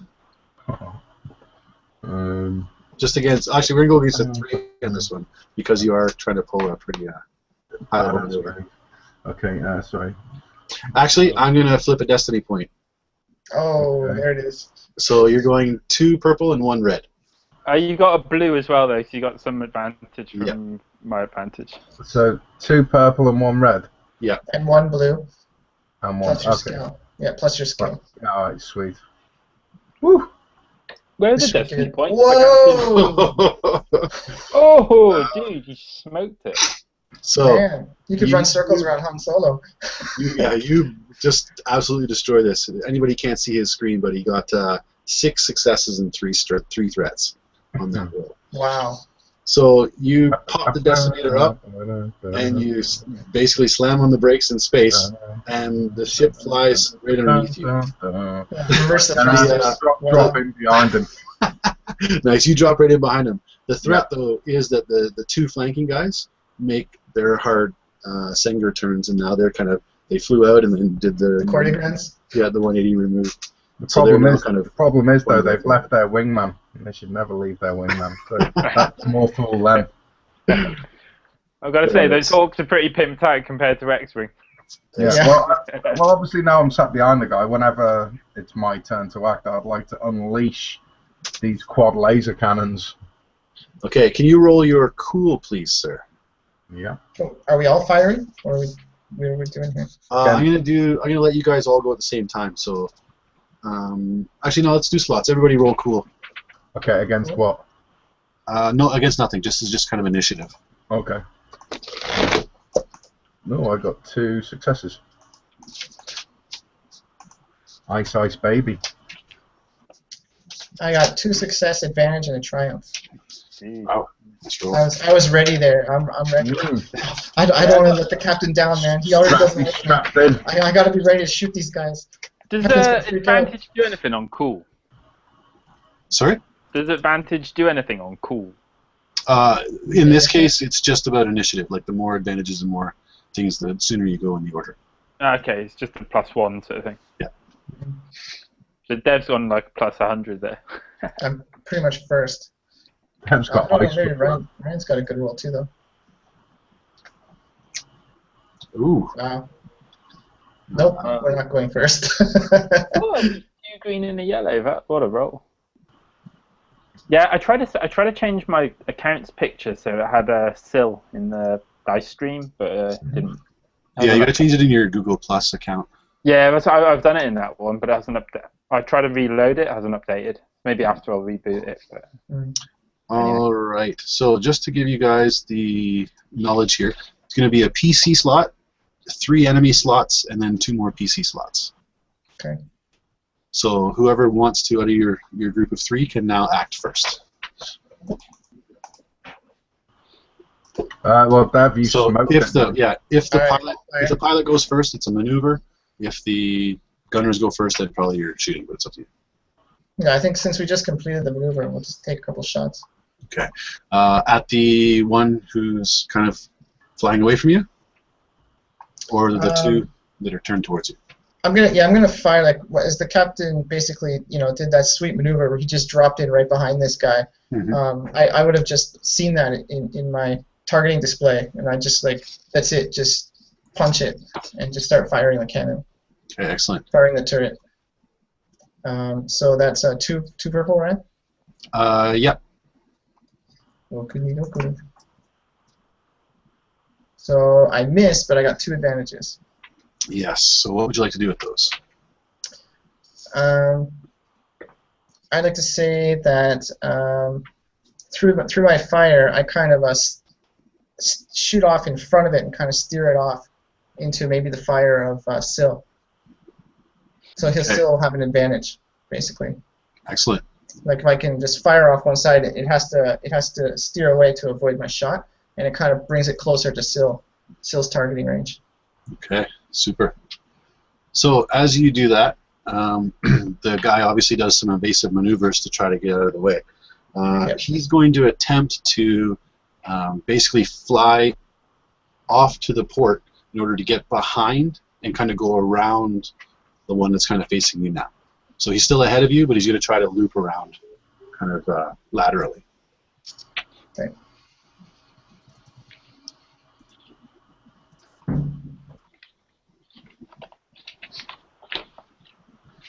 Okay, so as he tries to do that, because he's still busy dodging fire, he actually almost clips the wing, and he has to kind of pull out of his maneuver at the last second. So instead of circling around behind the other HWK, he actually kind of spins back, so he's kind of drifting back into your line of sight again.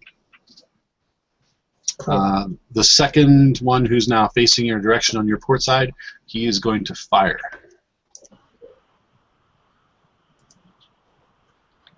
I'll be right back. Okay, so 2 hits and 2 successes and 2 threat. All right. So with his successes, okay, your armor. Let me just double check that real quick.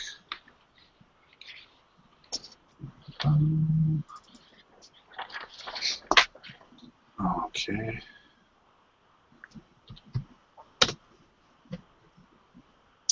It looks like your ship takes 1 strain and 2 points of damage. So no worries there. Okay, double check here. Oh, sorry. What are the starting stats on the ship? Sorry. Yeah, I don't know. Yeah, on yours, basically for the VT-49, you've got 30 hit resistance, or hit points, basically, and 20 strain, 4 armor. Oh, nice. Yeah, 2 forward shields and 2 rear shields. Okay, so when you say I take 1 point of strain, does that mean I'm down to 3? No, it means your strain is the 20, and basically, like if that 20 reaches 0, then your ship basically malfunctions. Okay. Whereas the hit points are again your armor and your hulls. Okay. The shields themselves they're kind of like your basic armor for your body, and they'll soak damage for you and things like that. Cool. So yeah, you took 2 points of damage there in one straight. Scratch. Yeah, basically you took a scratch. And on the other ship, he's going to do the same thing and fire on your starboard side. And it's a wash on him. So he fires off basically into space. Does absolutely no damage, hits nothing. Okay, you have a second PC slot now. So it's either Ssil or Kleth.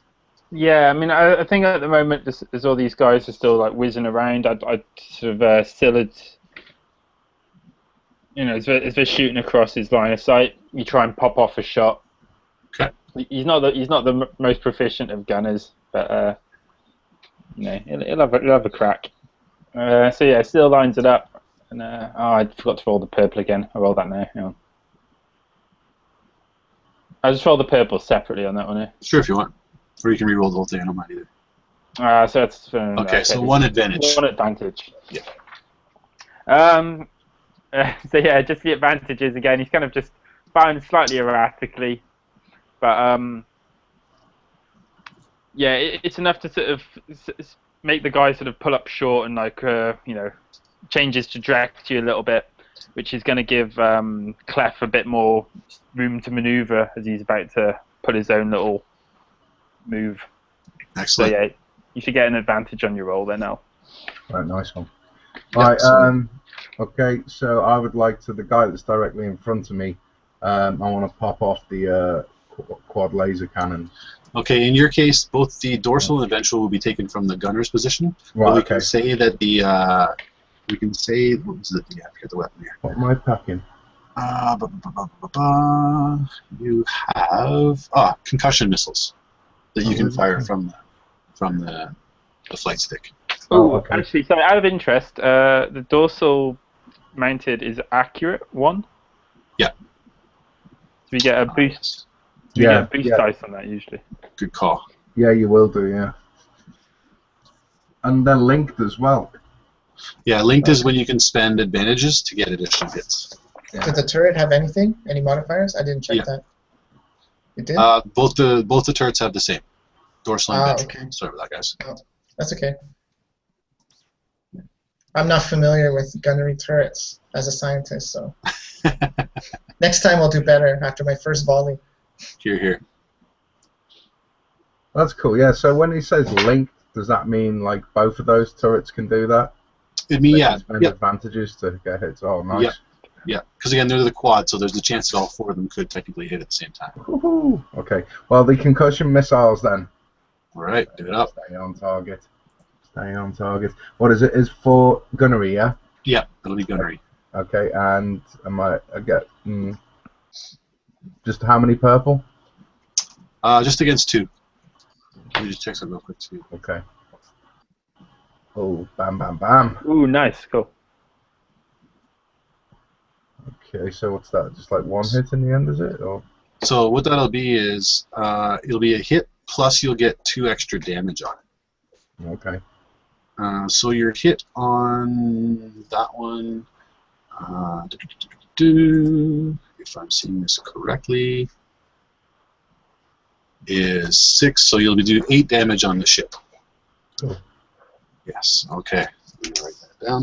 So you basically punch a hole through the kind of side of one of these guys. You can see kind of smoke and debris go off, but it kind of shimmies and shakes, but it's still coming at you. Okay. No, it's not coming at me. It's like it's heading away from me. Yeah. Oh, are you shooting at that one? Okay. Yeah, the one that was directly ahead of me. Okay. Yeah. No problem. Yeah. So you basically put a hole in kind of the back left-hand side. Okay. And you can see again some little space drifty stuff. Yeah. Okay, cool. Well, I'm gonna stay on the guy that's ahead of me, and the boys in the turrets can take out the left and right guys. All right. Is the plan. Sounds good. Roger, Captain. So we're back at the top of the list, and there's a PC slot available.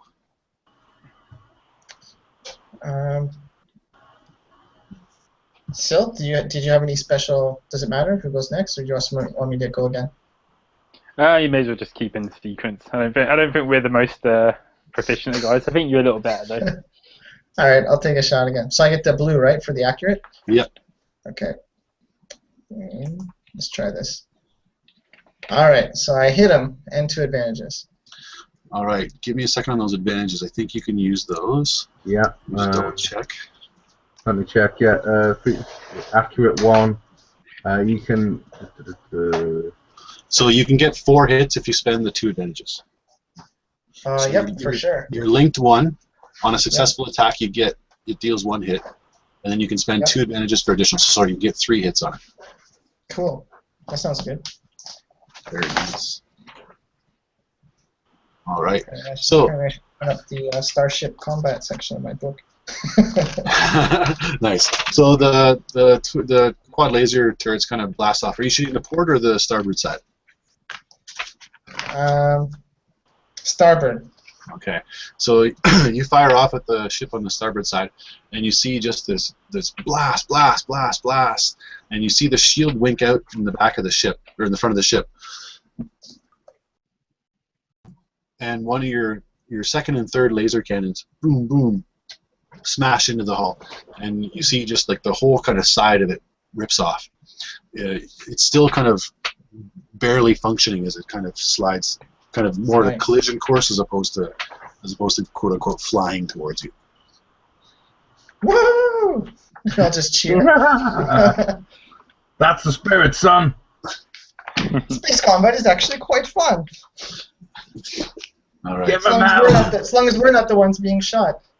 So the guy that you just hit, he's going to go next, and he's going to try to get away.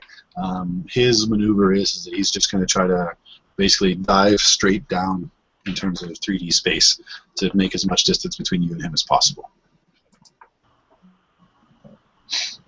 Oh, unfortunately, as he tries to make that dive, the ship shudders and more pieces kind of fall off of it, and the engine kind of sputters. But the good news is it kind of manages to kind of drift, so its protected side is a little bit kind of closer to you. And the guy that took the hit from behind, he is going to try to go full speed and try to get it again away from you. Wouldn't mind. These guys engaged us. Now they're running. Yeah. So he basically makes it kind of one range distance away from you. So he's a little bit further away now. He basically punched his engines and put a lot of strain in it. You can see more chunks of it flying out the back. And the third guy, he's going to just fire directly at you. Oh, he misses. But his miss makes you kind of jerk your steering a bit, which now opens up a bit more space between the one in front of you and the one who's kind of mostly disabled. Okay. And now it's PC slot 2. Right. Is he still within range of my concussion missiles? Yep. Yep. I'll just like unload again then. Pretty much. Very nice. Oh. Oh, wow. It's a lot of advantages. Wow. All right, let's take a look at that. So it's got linked as well. So nice. In this case, so you could do basically 4 hits with that one by the looks of it. Isn't it 5 base? No. No, I mean 4 extra, like 4 actual yeah. hits. Oh, I see. Yeah. Okay. Or Can you crit on that? you could also use blast in this case. So you can have them explode more. Yeah. Yeah. Let's just tear it asunder. Or you could use, it also has breach, which will let you burn a hole through the ship as well. Awesome. So you could do both blast and breach, or you could do one of those 2 and one linked.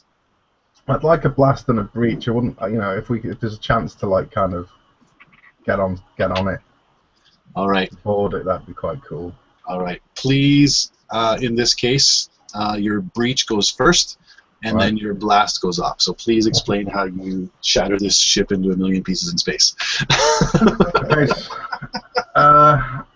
Yeah, so like basically, if you can imagine, you're looking at the heads-up display, got the little red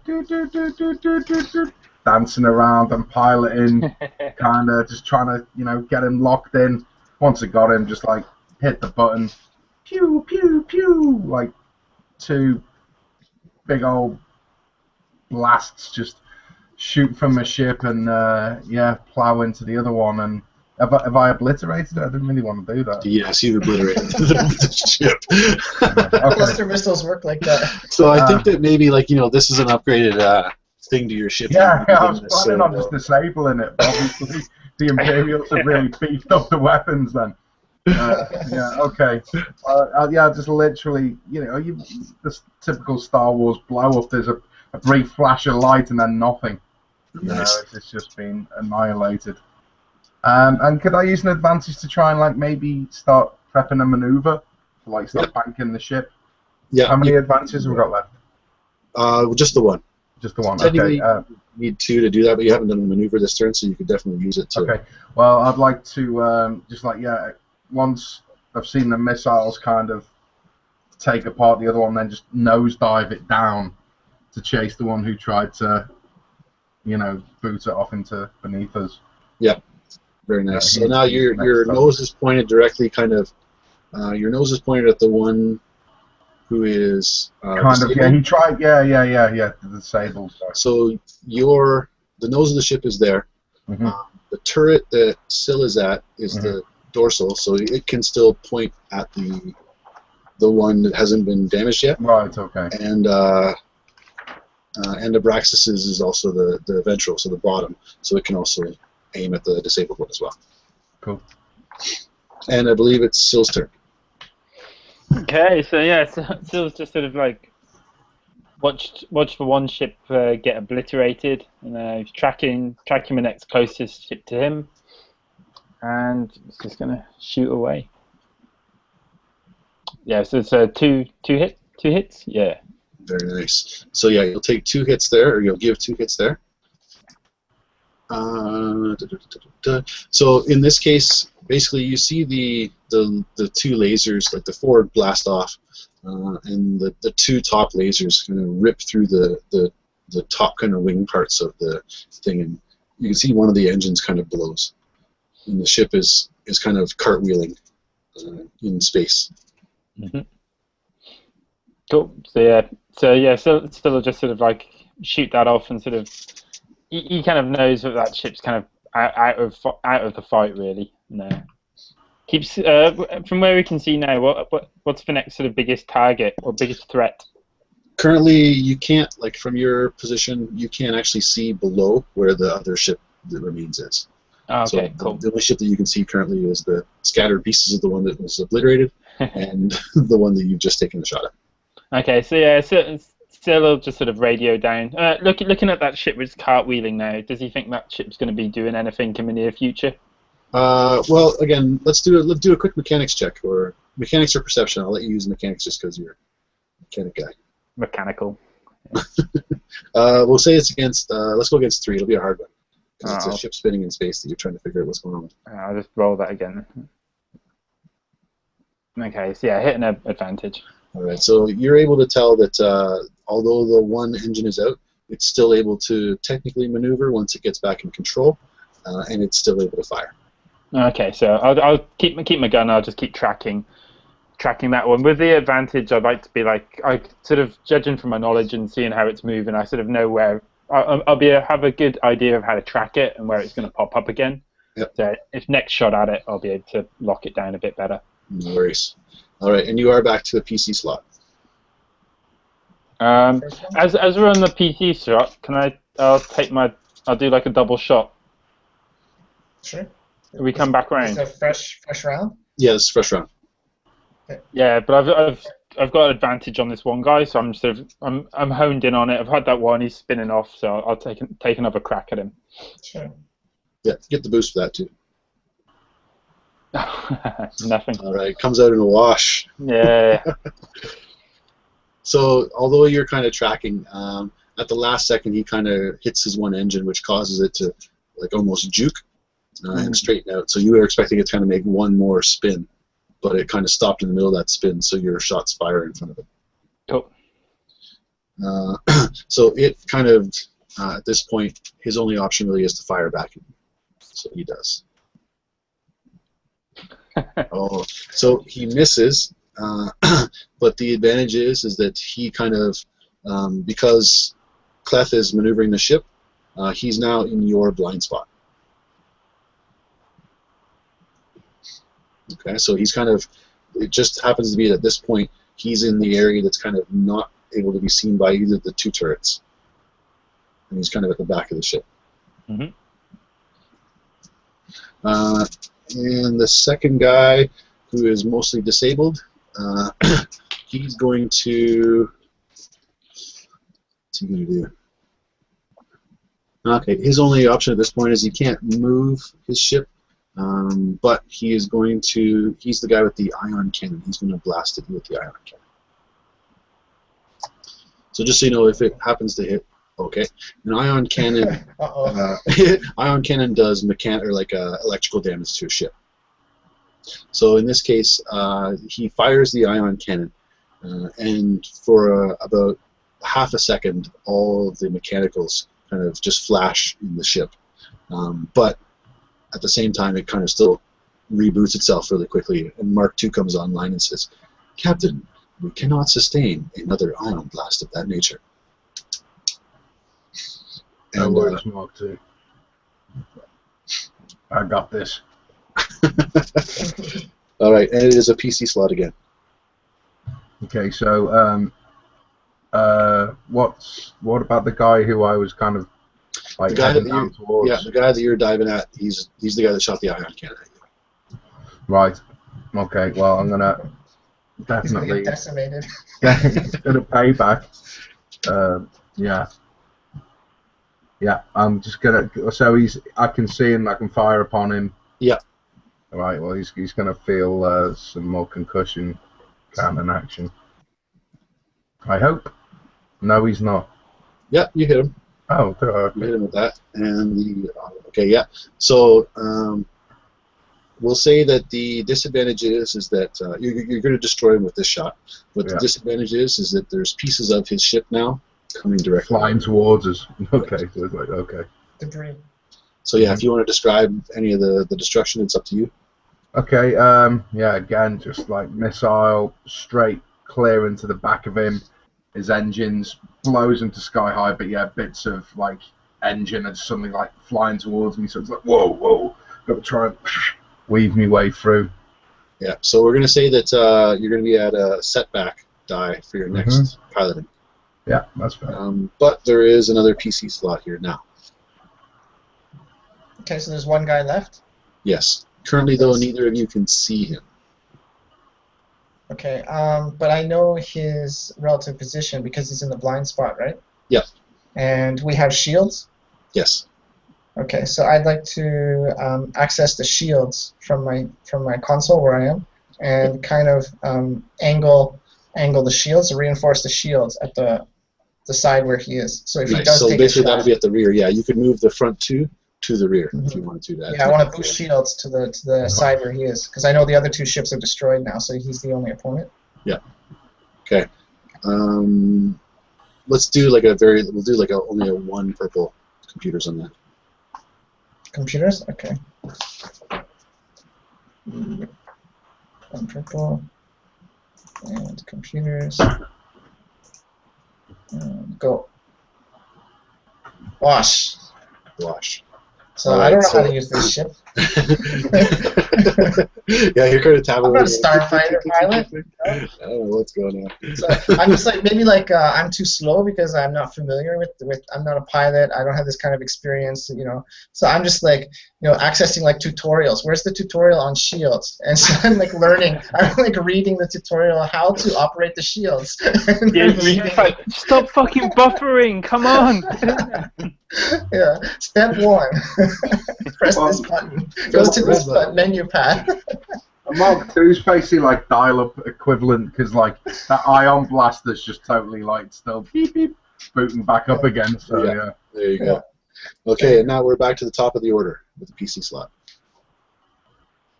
I'll take this one to try and maneuver into a better position because I can kind of get the fact that, you know, since I couldn't hear my cannons go and they couldn't actually see anything. So I kind of, on my scanner, kind of see where he is to where I am. Yep. So where would he be on my 6? So basically, yeah, he's on your 6 right now. He's kind of, he's kind of drifting this way, and you're flying kind of straight down this way. So okay. Maybe like in a little bit longer, he would reach up here. No worries. Oh, I haven't got my camera to show you what I want to do, but okay. So put your hands back the way they were. Right. Okay. Your right hand. No, stop laughing, everyone, because he keeps taking it off Ryan. Stop his hands. Right, Ryan. So, like, you see where he is. Your right hand needs to now move towards your left elbow. Okay. And like but coming up in a loop. Okay. Up in a loop. There you go. There you go. Yeah. And I'm gonna follow that trajectory round. Nice. Until I'm like above, stroke behind him. I'll be inverted, but that's not a problem for. Yeah. Okay, this is going to be a tough one for you. Time. Right. Because you just went through an I'm island still blast. dodging. Yeah. Okay. Yeah. Well, so what I need you to do is you're piloting versus 2 purple, a red, and a black. 2 purple, a red, a black, and my piloting. While you're doing that, Ssil's going to check out his mechanic stuff. Haas is still reading the tutorial. Yeah, how to operate the shield. Kiss your asses goodbye, lads. This is a dodgy maneuver. Here we go. What we got? Oh, all day long. Oh no. Alien, 5 advantages. See a lot of advantages. Yeah. So in this case, well, the failure is that you can't get the angle that you're looking for. Okay, but I'll be able to have moved into a position where hopefully they'll be able to see him from tail cannons. Definitely. Okay, that's fine. All right. Wasn't quite the textbook move that I was hoping for, though. Yeah. So he's going to try to now maneuver himself as well. He's going to try to do like a kind of a flat spin around with his one engine to see if he can get into a position to fire. Like a space handbrake turn. Yeah. So he's got a challenge and a setback too because of his difficulties with his ship. And he just straight up fails. His engine kind of pops, and he just drifts a little bit before his engine kicks back in, but he's not able to make a turn. Yeah. All right. And finish him off, lads. All right. So do we have an additional advantage from Alan's many advantages before? Yeah, that's fair. For the next person who fires. Who can see him, me or Ssil? At this point, both of you are in position to see because Alan got a better angle. Cool. It wasn't the one he was looking for, but he got a better angle. I'll take crack one. Yeah, I'll pop off a shot quick. And 2 still, right? Yep. 2 purple, standard difficulty? Yep. Okay, I miss. I'm not a gunner, but I got an advantage. You should get one more blue in there as well. 2 blues? Yeah, because you got the advantage there, plus you had the advantage from using your accurate. Reroll the whole thing, mate. Yeah, everything. Reroll's fine. Okay, 2 success and an advantage. Excellent. So I hit him. Excellent. So in this case, yeah, you can describe the destruction. So like I'm looking at the tutorials and everything, and then I can see through the bubble. I can see the ship come into view, and I'm like, oh, and I just like reach over and just like fire the turrets, and it just happens that he flies right into the path of my turrets, and he just like explodes into a ball of fire that doesn't actually exist in space, but it looks cool in Star Wars. Nice. I like it. I like it a lot. And I'll just again like, woohoo! Very nice. Really good. This is quite fun. There's floating Detritus in space. Sill's just like, nice shooting, Professor. I'll just bring you learn some things in the Imperial Academy. I'll level the ship out. Good shooting, fellas. As we're doing that, Ssil will just be like pulling up any data on the sort of the status of the ship, what damage it's sustained, how its systems are, and stuff like that. Do a quick computers check.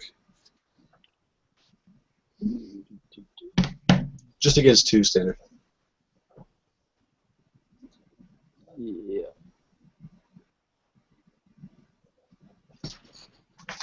Fail and a triumph. So in this case, the failure and the triumph cancel each other out in terms of the success or failure, but you still get the triumph itself. I mean, so if there's something that you learn about the ship or you get in regards to this, it's totally up to you if there's something you want to do with that. Related to the computers and the ship's status and things like that. Could we say that for the triumph on this one, we've I noticed that the damage we sustained was minimal enough that the sort of system's internal repair works are able just to sort of patch it back up. Certainly. Certainly, no problem with that. Yeah, so you can just re-level its systems and re-optimize. So at the moment, it's kind of back up to full operating potential. Right. So the Mark II comes on and says, "Systems are optimal, Captain. No damage sustained." Wow. Oh, that was certainly a little bit tense, but quite exhilarating for my first space battle. You boys performed admirably. Oh, great flying, Captain. Couldn't have done it without you. I know. Yeah, That's why I'm here. Ssil's just like that. The old hand chasing the elbow maneuver, textbook. I have to say, this ship is pretty top notch too. Yeah, that move comes straight out of Zach Brannigan's Big Booker space piloting. Nice. Very nice. Awesome. So you guys see basically empty space in front of you again, with some floating debris here and there. Nothing of any size that could be picked up or taken. Yeah, okay. Yeah, we would have scanned the debris for anything. If there's nothing there, that's cool. Yeah, is they're not unsalvageable.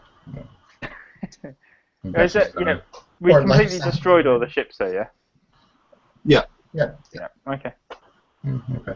Well, that was exciting. I suggest we continue on to Moss Ark and hopefully without further interruption. Indeed. Yeah. Very nice. Very nice. All right, so you guys continue to fly on, and you make your way towards Mossack without any other difficulties or strangenesses. We're going to do the tide change here in just a moment, so I'm going to kind of jump you forward if you don't mind me doing so. Yeah, cool. And as your ship enters atmosphere, you guys, using the coordinates you were given, you're able to bring the ship in within about 600 meters of where the base is supposed to be. And what I'm going to do is, for the tide change, I'm going to say, what do you find when you land the ship? Okay, so you guys can tell us kind of what is there, what you see. Is it destruction? Is it, solid good? Is it, what do you see? What's happening on the ground? Okay, so the idea of this for Alan and Dave is you're going to basically propose an idea of what's going to happen next, and then people are going to vote on it and decide what action we should take in the next part of our game. Awesome, sounds great. So we've arrived at the base. Yes, you're now descending. You're now descending. Yeah, towards the base. What's beneath us? Has it been scorched? Is it looking fine? That's totally up to you. That's going to be up to you to decide. So since Devin, you've done this before, maybe if it's okay with you, if you won't mind starting for us, and just give us an idea of what's going on with Abraxis or what he sees or things like that. Okay, just a quick question: Is this supposed to be a large facility or a small facility? It's a fairly large facility. There's probably about, I would say that there's maybe 20 scientists and probably a contingent of about 50 staff. So it'd be like multi-level. There'd be some above ground, some below ground structure kind of thing. You can decide that too. I'm okay with that if that's part of your time.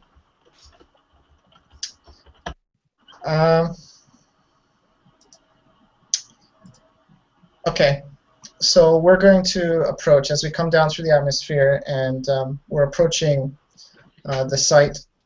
We see that there is, in fact, the facility is there. There is a building there. A structure is there. And it is actually completely intact. And there's no signs of attack, no signs of damage. But after a quick scan, there is no life signs, but there are automated computer systems online. Excellent. And that's all we know from the outside so far. Very nice. Okay, so then yours is basically no signs of damage or attack, no signs of life, but everything is online. Yeah, there's an automated computer system that's been activated. Excellent. Kind of like an AI system, but there's no life signs. Yep, I like it. Dave, we'll come over to you. Yeah, I guess I'll switch. I'll just switch the opposite way in a sense. Yeah, we'll as we come down, like everything's shut down, like power's completely dead.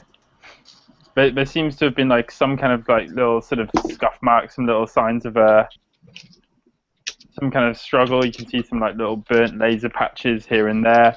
There's definitely something's happened, but everything's at the moment locked down. Again, no signs of life, no signs of power. It's just like the entire area is dead. Okay.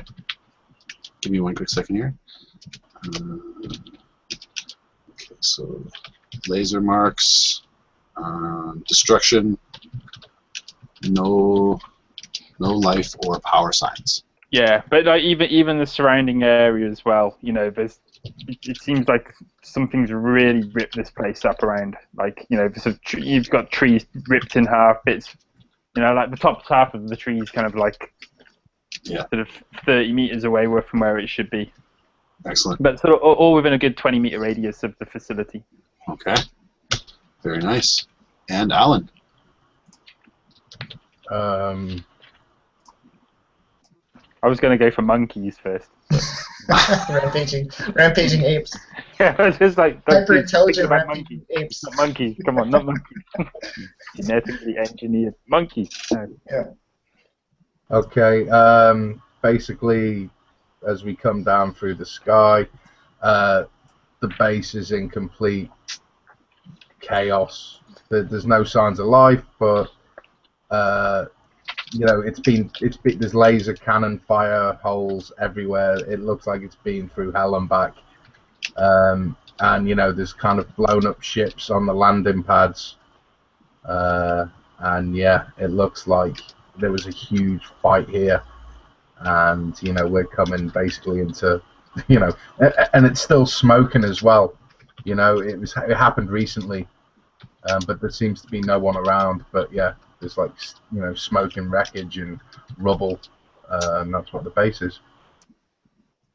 Okay. Is there anything that you want to add in terms of anything that you can see, or? Just yeah, as I said, that basically, you know, there were kind of ships, like transport ships, that have just been like blown up on the landing pads, and just the base looks like it's just been, like, you know, severely under a lot of fire, and it's all still smoking. So it happened recently, but there's no one around, and there are like bodies on the floor, perhaps rebel from their outfits because they're not wearing a uniform as such. Okay. Excellent. Okay.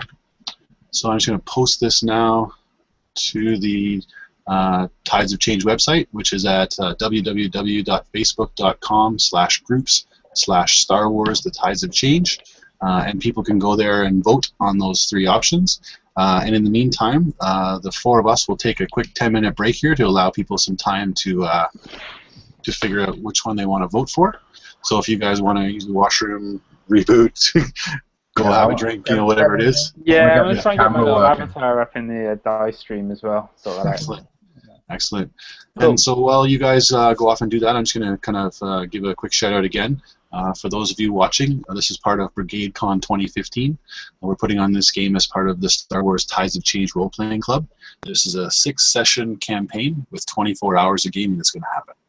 It's in support of Child's Play, a charity that helps get game and entertainment to kids in hospitals.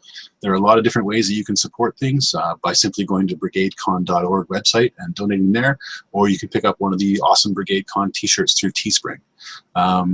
We'll be back in about 10 minutes after people have a chance to vote, and I look forward to seeing what everybody chooses. Good luck.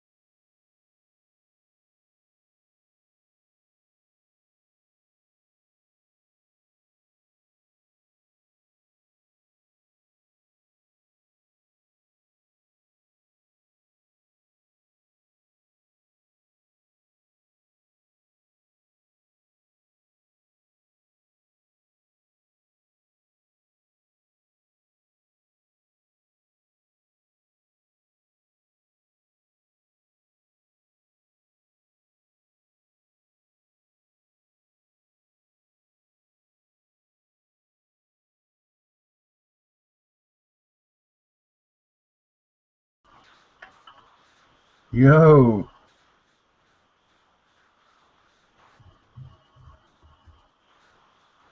Hey, here you are.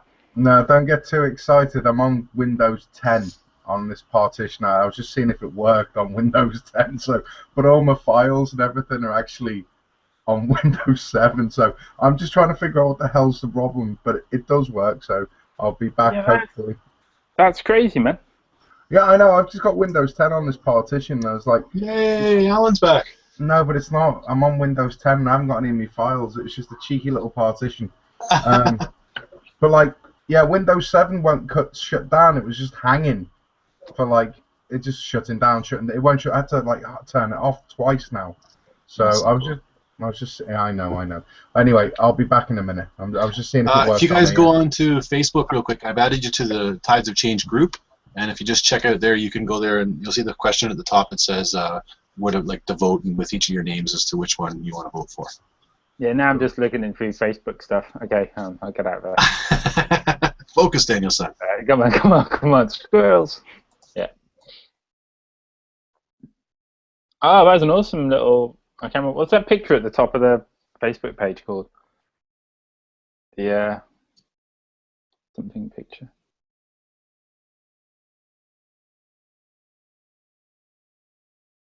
Cover photo. That's it. That cover photo is awesome.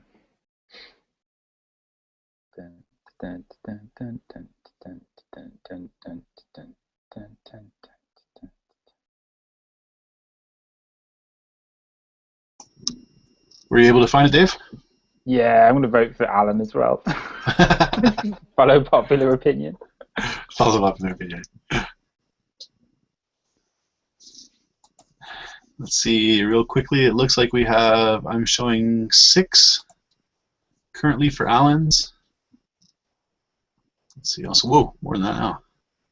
1, 2, 3, 4, 5, 6, 7, 8, 9 people for Alan's. We've got 3 for Devin. We've got 1 for Dave. Go, Dave. Okay, I'm going to change my vote to me. Nice. Forget those guys. It's all about me. Yeah, man, I was all about, to be honest, at first I kept thinking, I really was just thinking cyber monkeys or something like that. And I'm like, no, I can't say cyber monkey. That's not Star Warsy. Nice. You can do whatever you want. That's the nice thing about it, right? Is it the players have the agency to be able to change kind of whatever they want to do.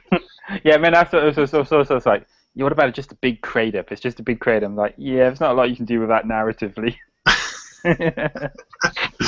There's always ways. It's just a big crater with a little doctor standing at the side. Going, hey, man. Yeah. Are you a Dr. Aquilos? Yeah. I just happen to be standing outside here. Yeah, there's a big crater with this doctor standing outside it. That's what I want to happen. Very nice. She's got ice cream. It's mint chocolate chip.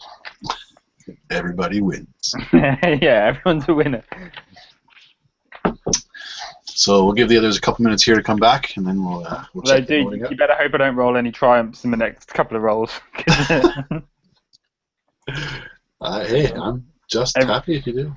Everyone's getting ice cream.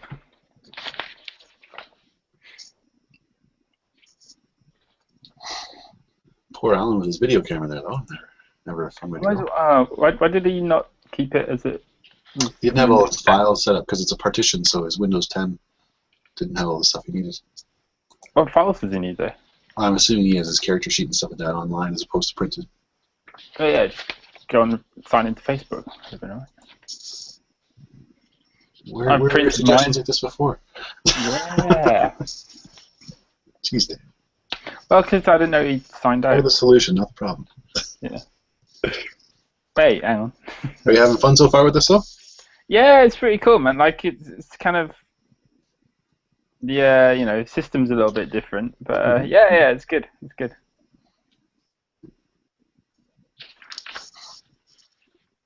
Yeah, you caught on to the Vader walk pretty quickly, eh? Yeah, I was liking that. So Moth, I actually did have to Google up Moth while we were doing that. Moth's like a title. Yeah, it's like an admiral or general kind of thing. Yeah, I thought it was a species. Because it sounds like moth, yeah. I was just imagining some big kind of It's like the moth. with frongs or whatever they're called. So yeah, it's just like he's a moth. Okay, moth scientist. Nice. And who was it the Orphic Acrolos? Yeah. Is she the systems thinking into droid expert? Yes. Yeah. Okay, cool. Basically, she's the main scientist of this place. Yeah, I thought that was Moff Taurus, but yeah. And in the communication before, Taurus did mention a data pad, didn't he? Yes. You mentioned data anyway, not necessarily data pad. Okay, we've got the data pad.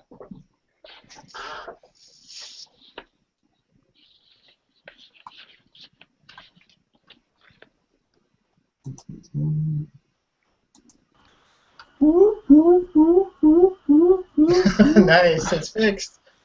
Awesome. Yeah, baby. Okay, well, let me get all my sheets and stuff open again. Overlays on, etc. Nice. You know, it just dawned on me. Gabe. Oh, what? Yeah, sorry, go on. No worries. Oh, nice. There he is. Gabe made a comment on the actual YouTube page. He's like, Dave, I love the shadow silhouette of your character's name. Yeah. You were having some fun with that earlier. Yeah. I shake his hand. Yeah, who's that guy? I like that guy who's watching and commenting. He's awesome. Yeah. He thinks my pilot's hilarious. Your pilot's awesome, man. Yeah. Yeah, Andre. I wasn't really concentrating before because I was like, I've been fucking around trying to figure this camera shit out. So I wasn't really paying as much attention as I should have been. But game on, lads. Finger on the pulse. Cool. Time to go. Yeah, let's go. All right. Let me just refresh the Facebook page and we'll see what the final results are. Yeah. Oh man, yeah. That guy said he wanted my one because it was like action had been happening recently, but I had no idea what to say. I was like, So I like Devin's one. It's kind of like Aliens, you know. It's kind of like everything's online, but there's no one there. Like, I forgot to mention. Like in my head, I was thinking like kind of hostile AI. You know what I mean? Yeah. With the whole like bio-cybernetics thing, the theme of the thing, but I forgot to mention that at the time. Do you know what I had going through my head though? Was just like Aliens. It's like they come out at night mostly. You know, that kind of like that rainy planet shit going on, you know, and it's just like, oh, that's suspense. I was like, yeah, that'd be awesome. What am I looking for here? Overlays. Did mine come up? No, custom upload. Yeah, I sorted my dice thing out now, so my picture comes up on the dice stream. Let's make it a little bit clearer. Actually, if you mirror yours, Dave, the dice will actually show up on the other side of your screen as well. Yeah. Like, see how on my screen the dice are on one side and the logo's on the other side? No. Yes, I do. Okay. How do I mirror? What you speak. Go back to the toolbox. Yep. In And it. the top bar, there's like a flip, little picture of like a kind of flip. It's a little tiny button. You click on that, or you're gonna just destroy your overlay. Ryan, your turn. I'm pretty sure that was the mirror though. The lower third mirror thing. Yeah, where it says lower third, right next to the off-on button, there's the flip arrow. That's the Yeah, see if I do that, it moves mine to the other side. That should do it there, Dave. We'll try it anyway. It's fine if it doesn't happen. Yeah, that's not a big deal. Let me just try mirror, and then I'll try. No, my custom overlay doesn't mirror on that bit. No worries, no worries. Will my dice come up on mine as well when I roll? Should now. Yeah. Should I do a All right. practice? So, taking a look at the Facebook page, it's a resounding victory for Alan's suggestion. Yeah. Fantastic. I even voted for you too, man. Nice. Action is the way to go. Thanks, Derek Wise. Yeah. Much love. Big shout out to D-Rock. Nice. Excellent. Okay, gentlemen, let's get to her. We've got an hour and a half left before the next episode, so we've got some action to partake in. Cool. Yeah, that's true. All right. So, as your ship descends towards the landing zone that you've chosen for yourself, you see on the ground a lot of smoke and just black rolling smoke coming up. It appears that the base is in complete chaos. As noted by Kleth, the base has been through hell and back. It looks like there's been a huge fight there. You've got ships destroyed, transport ships kind of opened like tin cans. There's bodies all over the place. And a quick scan of this will show you that as you pull up the kind of high-res images, both Imperial and what appear to be rebel bodies on the ground. Okay. Tell me you kids have got more than your tricorders to protect you out here. Looks like it could be a bit hairy. Well, this certainly doesn't look like this base is secret any longer. If the rebels found it. Yeah, well, let's just hope we can find this team and get the hell out of here. I don't like how this looks. Okay, so would we have any kind of field equipment on the ship? Like anything, so we don't have to just literally walk out there in our civvies? Like, I don't know, do we have like some like pistols or something we can at least take with us, or? I don't know. I mean, what you carry personally? Sils just pulls out one of his. He's got like a sort of a welding. It looks like a blowtorch kind of a thing. He's just like, yeah, this will get through most things. I like to get up close and personal when I dance. I'll just give you a big slap on the back. That's the spirit, son. Okay, if there's nothing, like I'm just looking around, there's nothing immediately available on the ship, then I'll just go back to my my luggage, my rucksack that I took with me, and I'll pull out a small little dueling pistol, and I'll just shove it in my belt and say, it's been a while since I did live field work for any specimens, but it always pays to have something to protect you in hostile territory. Sure. Well, I suggest we try and tread carefully. Let's not go in all guns blazing. I don't think we're particularly well matched for what's happened here. No. You already saw how much of a shot I was on the laser turret, so I don't think I'm going to be much better down here. I've seen worse, kid. All right. Got me cigar. Lead on, Captain. I'll drop the ramp down and slowly make my way down the ramp to the ground and have a look around. And what's the smell like? Just burnt flesh and stuff like that. Pretty grim. Yeah, as you make your landing and you're kind of walking down the ramp, the first thing you notice kind of is the stench. There's burnt bodies, there's burnt hardware, a lot of things like all over the place. What looks like to you is that who you're perceiving as rebels must have landed here a short time ago. And it's a lot sooner than you had kind of envisioned based on what you thought hearing from Vader. So either something different had happened or you're not sure what, but looking around you see a whole lot of rebel bodies, and a lot of them seem to be ripped apart. By like gunfire or like. Did you give me a perception check? Yeah, I definitely Kloss would be really interested in that, especially if it looks kind of bestial. He's definitely going to be interested in that. Do I need a purple or just me? Yeah, 2 purples is just a normal bit. Dang. What's up, man? Oh. Fail. I don't know what it is that did that. All right, so Kleth, you're looking around and you see right away that it doesn't appear to be blaster fire.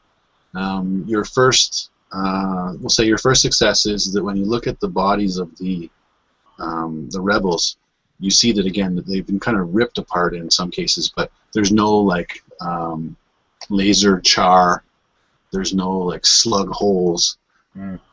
And then the other thing you'll see is that you see probably about 5 or 6 stormtrooper bodies off kind of more towards the entrance to the base itself, and none of them are carrying weapons. Oh, okay. Well, I'll point this out, guys. Looks like whoever was here is taking their weapons. Also, sorry. I was just going to say before Ssil piped up that it doesn't quite look like this is regular blaster fire that killed these rebels either. Something's not quite right. Or they had some weapons that were not of the mundane, let's say. Yeah, Ssil would just like to have a quick check as well to see if it's kind of like slashing or like some kind of machine had done this kind of work. And Haas will be kind of like gagging and choking, like just on the stench of the dead bodies and the rotting flesh, and he'll take like a handkerchief out of his vest, and it's white and it has the logo of University of Coruscant, and he'll just like be holding it over his face.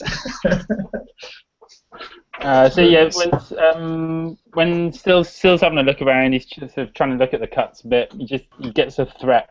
That's all. He senses some kind of a problem.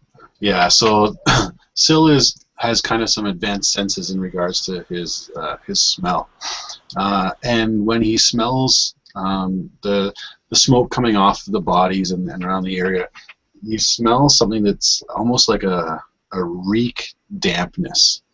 And as it kind of goes into your lungs, you start coughing.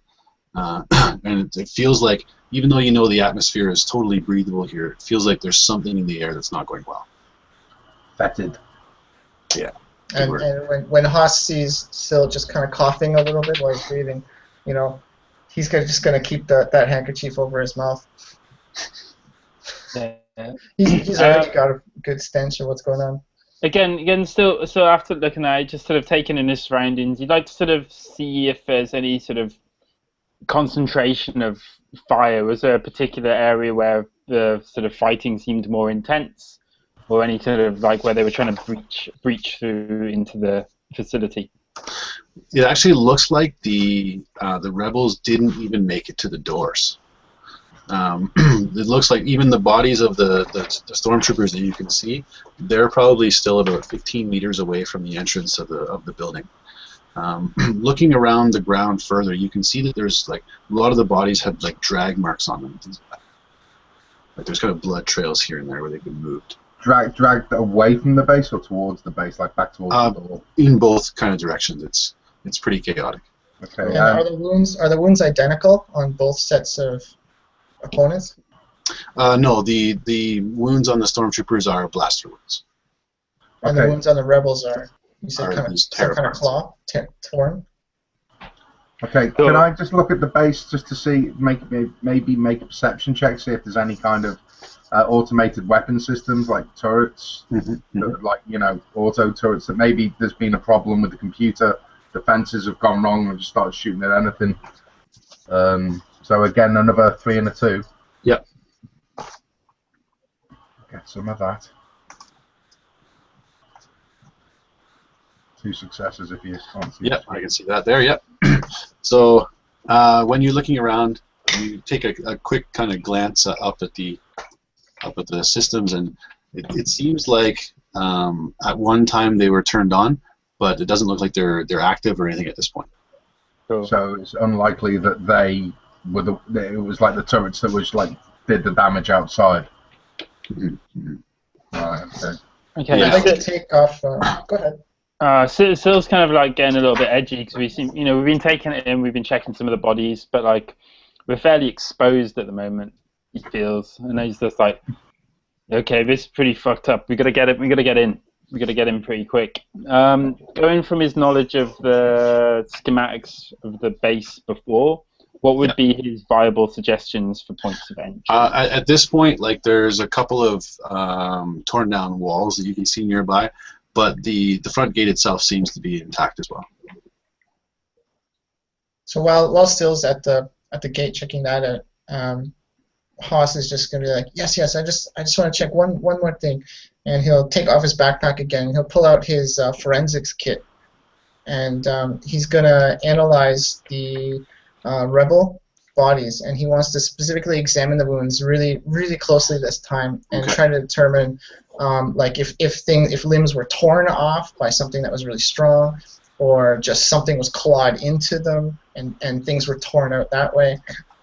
He just wants to examine again the nature of how they died in a forensic sense. Yep. CSI style. Okay, so I got success and 2 advantages. So what can I know about that? So as you kind of lean in, the first thing you notice is, again, the smell gets a lot stronger the closer you are to the bodies. Leaning right down in there, as you kind of start poking around, you actually like kind of squeeze the 2 sides of the wound on one of these guys, and you with see my this rubber little, gloves on. and you see this little kind of puff and kind of a dispersion, and you see the inside of the wound is now completely dry, and and it looks like, looking at the marks, it almost looks like something went like this and then just pulled like that. And one nearby, you see his arm has been like ripped off. There doesn't seem to be more like quote-unquote claw marks, but there definitely seems to be some chewing on some of the bodies as well. Okay, so when I see that and I see the puff of something, and I immediately back away from that, just from my own field experience and stuff like that, I know to stay away from that kind of thing. Does it look like those things were growing in there, or they were just contained there at the time until disturbed? Like, there's no other, whatever that substance is, that was the only amount of it. There's no like still residual amount of it in the body. Looking like, around let's say it's a powder. There's no other powder that's on the body.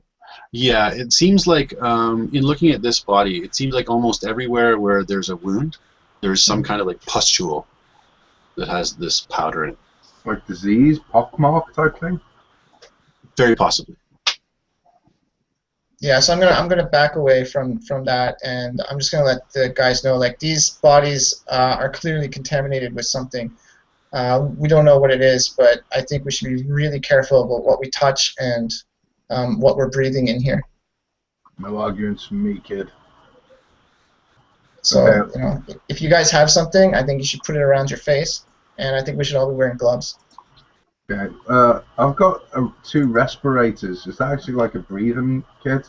Yeah. Again, it's like the pilot's respirator. Okay. Well, I'll put. Was it just in the mouth, over the nose? Is it a mask? What is it? Yeah, it's more like a pilot's kind of mask where it would clip to your helmet kind of thing as a pilot.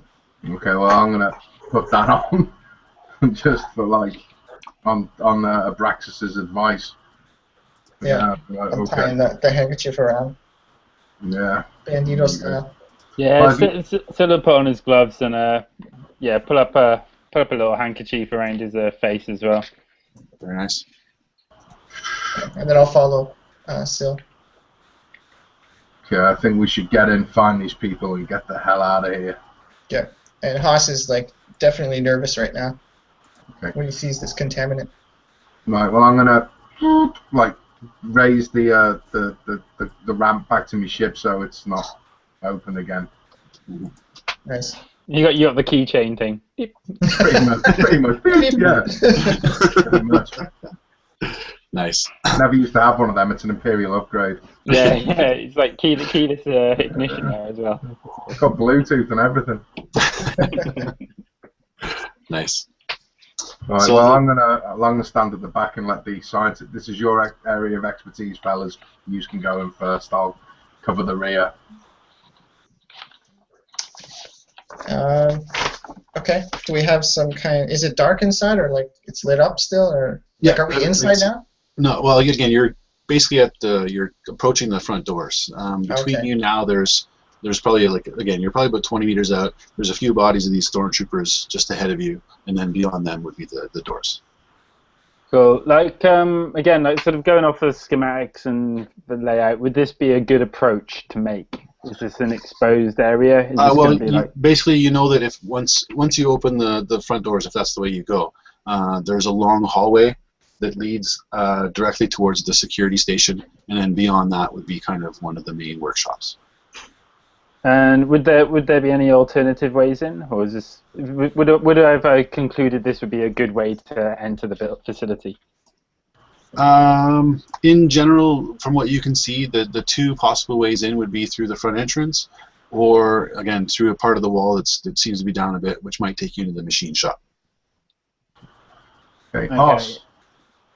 Oh, sorry. Ssil. Yes, Captain.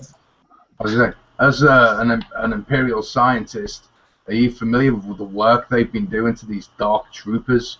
Could it be some sort of experiment gone wrong that's caused all this destruction?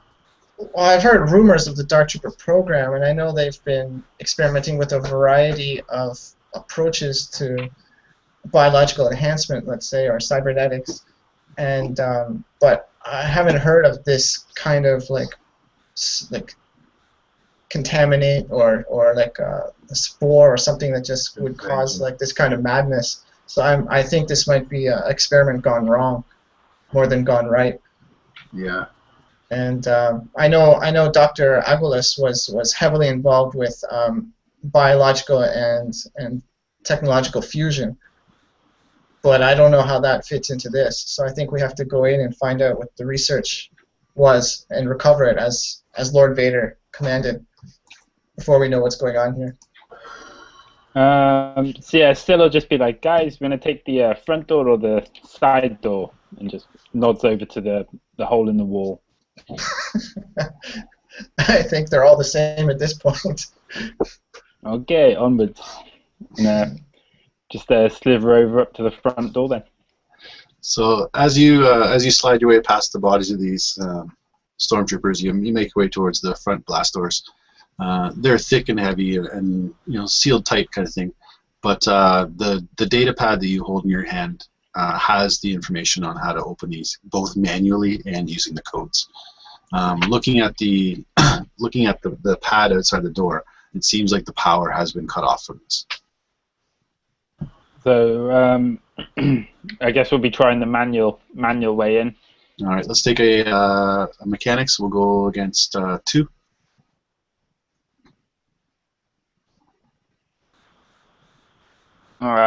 Success and a threat. Okay, so you're able to kind of manually get these doors open, but basically you're only able to get them open probably about like 60 centimeters wide. Cool. So Ssil's just like, sorry fellas, it'll be a bit of a squeeze. Try to follow me. So that looks easier for you than for us. Yeah. As the doors open too, though, you do catch this heavy whiff of the fetid air. No, like powder floating in the air. No, like sparkles. Okay. I don't, because I've got the respirator on, so I don't smell anything. Okay. Kleth, you're a pretty big dude. Do you think you might be able to force these doors open a little more if we can't fit in? Can we fit in, right? Or not? Yeah, you can fit in barely. Like okay. That'll be scraping just the back kind of thing. But you'll make it through the door. Okay. I'm more agile than I am strong, so I could probably kind of like, contort my way through sideways. Yeah. Wiggle, wiggle, wiggle. Shift the hips a bit. Very nice. Yep, so we'll go in. As you guys kind of make your way, kind of sliding through the doorway, what's your walking order here? I guess Ssil's at the front at the moment. Okay. Ssil will have his fusion cutter ready as he goes through. All right. So the first thing you notice is there is darkness, like the scanner pad outside the door.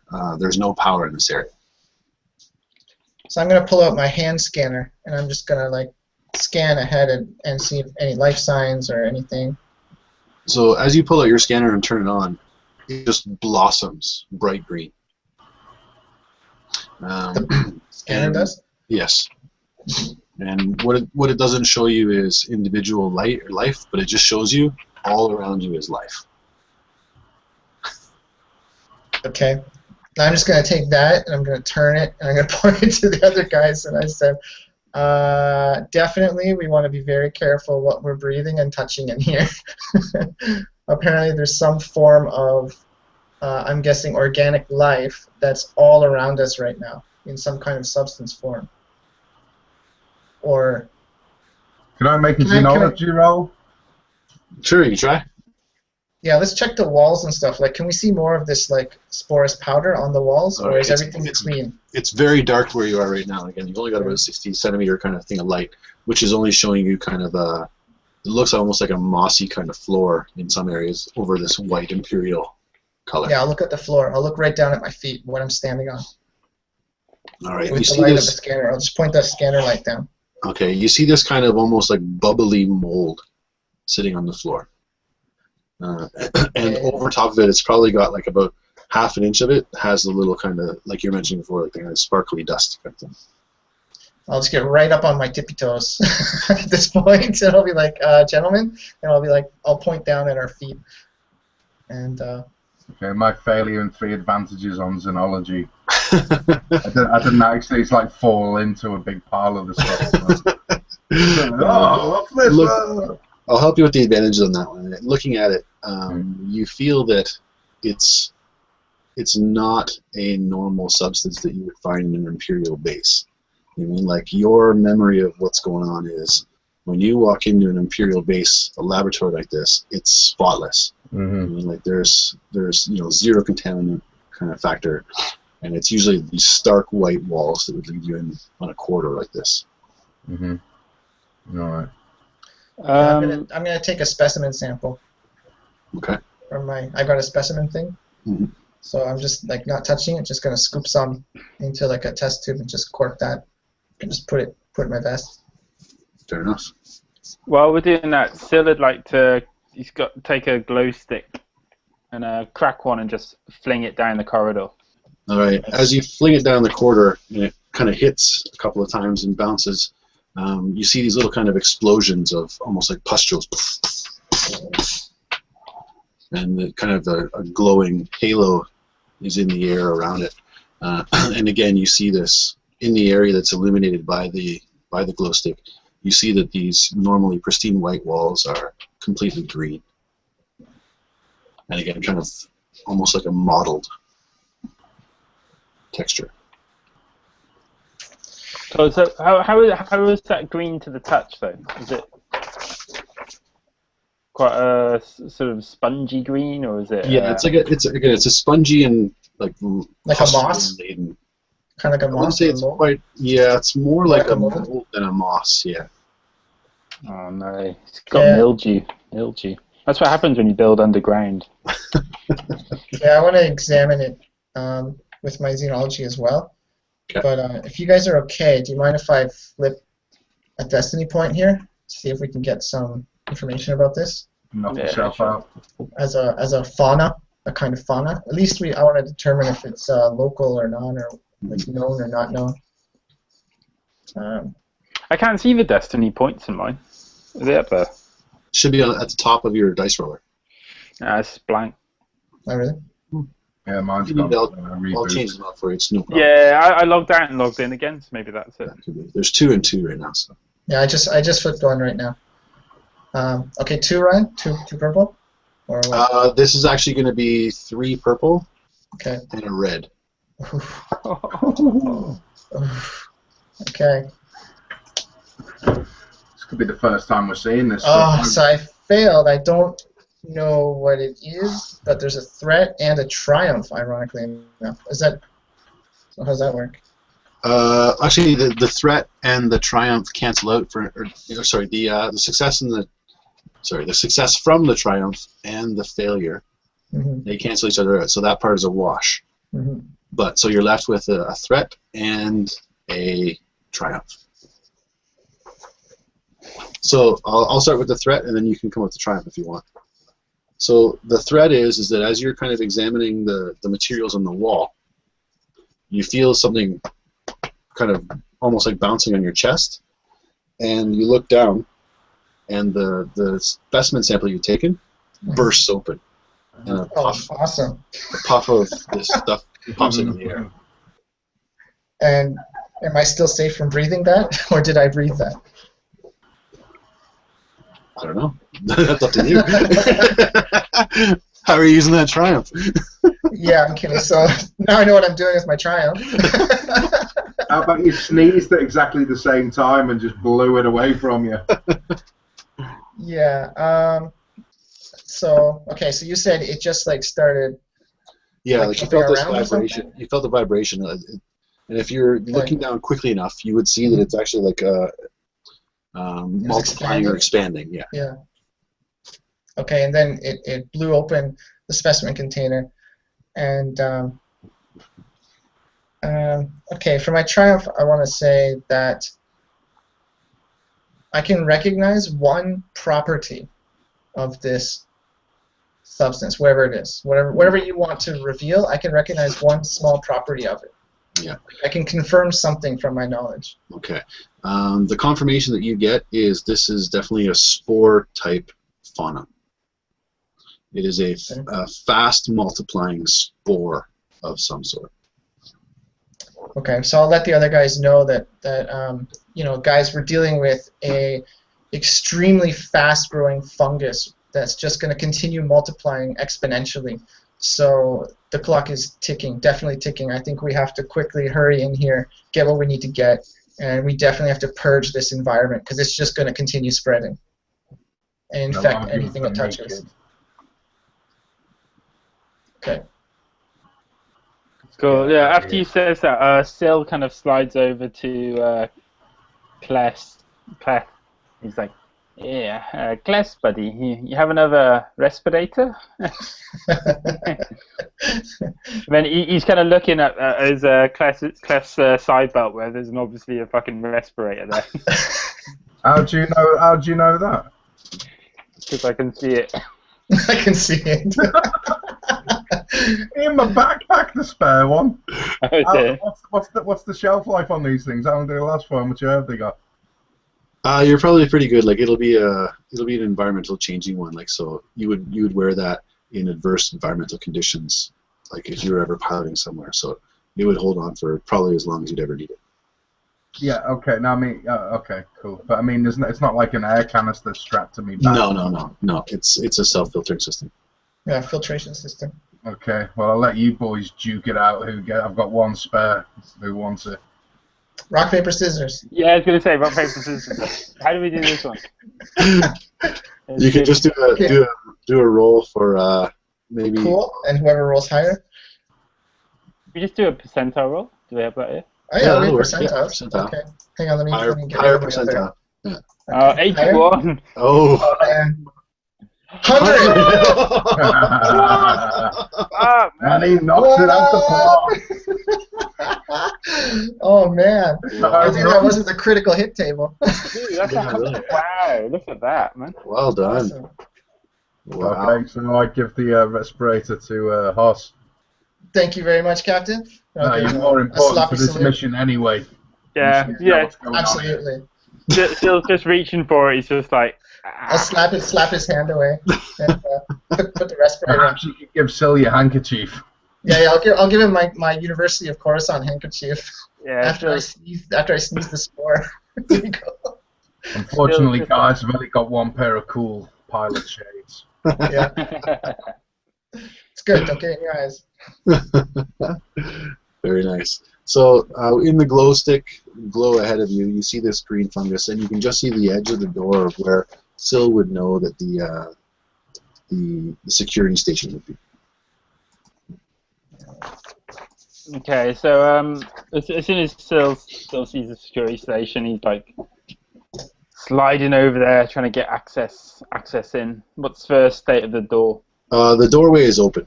The security station kind of thing is more of like an offshoot kind of thing, where a lot of the banks of monitors would be and things like that. Okay. So yeah, obviously, Ssil wants to know what's been going on. So he's trying to pull up any video footage he can. Unfortunately, there seems to be no power to this area. There's a bank of maybe 20 monitors there, but they're all dark. You see that there's an old drink cup that's spilled on the floor. And there's one flashing red light on a panel on the desk. Still wants to know where the power from the flashing light's coming from. Like, is it sort of an internal battery? Yeah, Or like is it on the he would mainframe? know that from the basics of this that it's probably part of like a very small backup system. Cool. Okay. Would you know sort of roughly what the red flashing light would be pertaining to? Why don't you do a computer's check on your data pad? Cool. We'll go 2 difficulty to standard.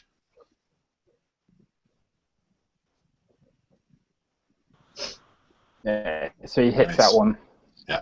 So Nice. looking at that, you know, like you just call up the data really quick, and you know right away that this is a contamination breach. Okay. So yeah, Well, he that's relays freaking obvious. that information. Yeah, with a bit of a sort of like, hey guys, yeah, contamination breach or something. Possibly spore related. Do you think you can get the system back online? Yeah, I was going to say that looking at he's got the schematics of the place and all that, where the main power's coming from and what have you. And You would know Power that. supply? Yeah, you would know that if you went into the next area, which you know is the kind of the main workroom, that the power generator station is right off of that. Cool. Like the main workroom is where you're assuming most of the Dark Troopers would have been either developed or produced, and so that's where the most power would be used in this whole place. Okay, so yeah, again, still just sort of relay that information and sort of say, you know, onward, guys. Let's get in there. If we can get the power back online, then we can access the computer systems and get the data. Try to recover what we can and find out what happened here, Yeah. what they were working on. Okay, well, I'm gonna draw me blaster and just like have it in my hand. I'm not pointing at anyone. I've just got it in my hand. Yeah, Captain, come on. We have enough you don't know problems what's right in now. me, kid. You can Any have of the these respirator dogs- back if you really want it. If any of these Dark Troopers have got loose, I don't want to. I want to meet them with more than just a kind word. Sounds good. I'll be right behind you. I'm at the back. This is your expertise. I'm just the chauffeur. Okay, so we'll follow Ssil then. Yeah, moving out of the security room, you'll come to another set of very large blast doors. These ones you see, they are partially open. They're open probably about 2 or 3 inches wide. Okay. So still at first come up. You won't actually look between the crack, but he's gonna like just flick his tongue out a little bit and see if he can get any sort of scent from the door. Yeah, the same kind of like stale, damp air is coming out of the room. Okay, and from a to a perception check, can we hear anything going on in there? Sure. Well, hang on, I've got 2 green, not 2 yellow.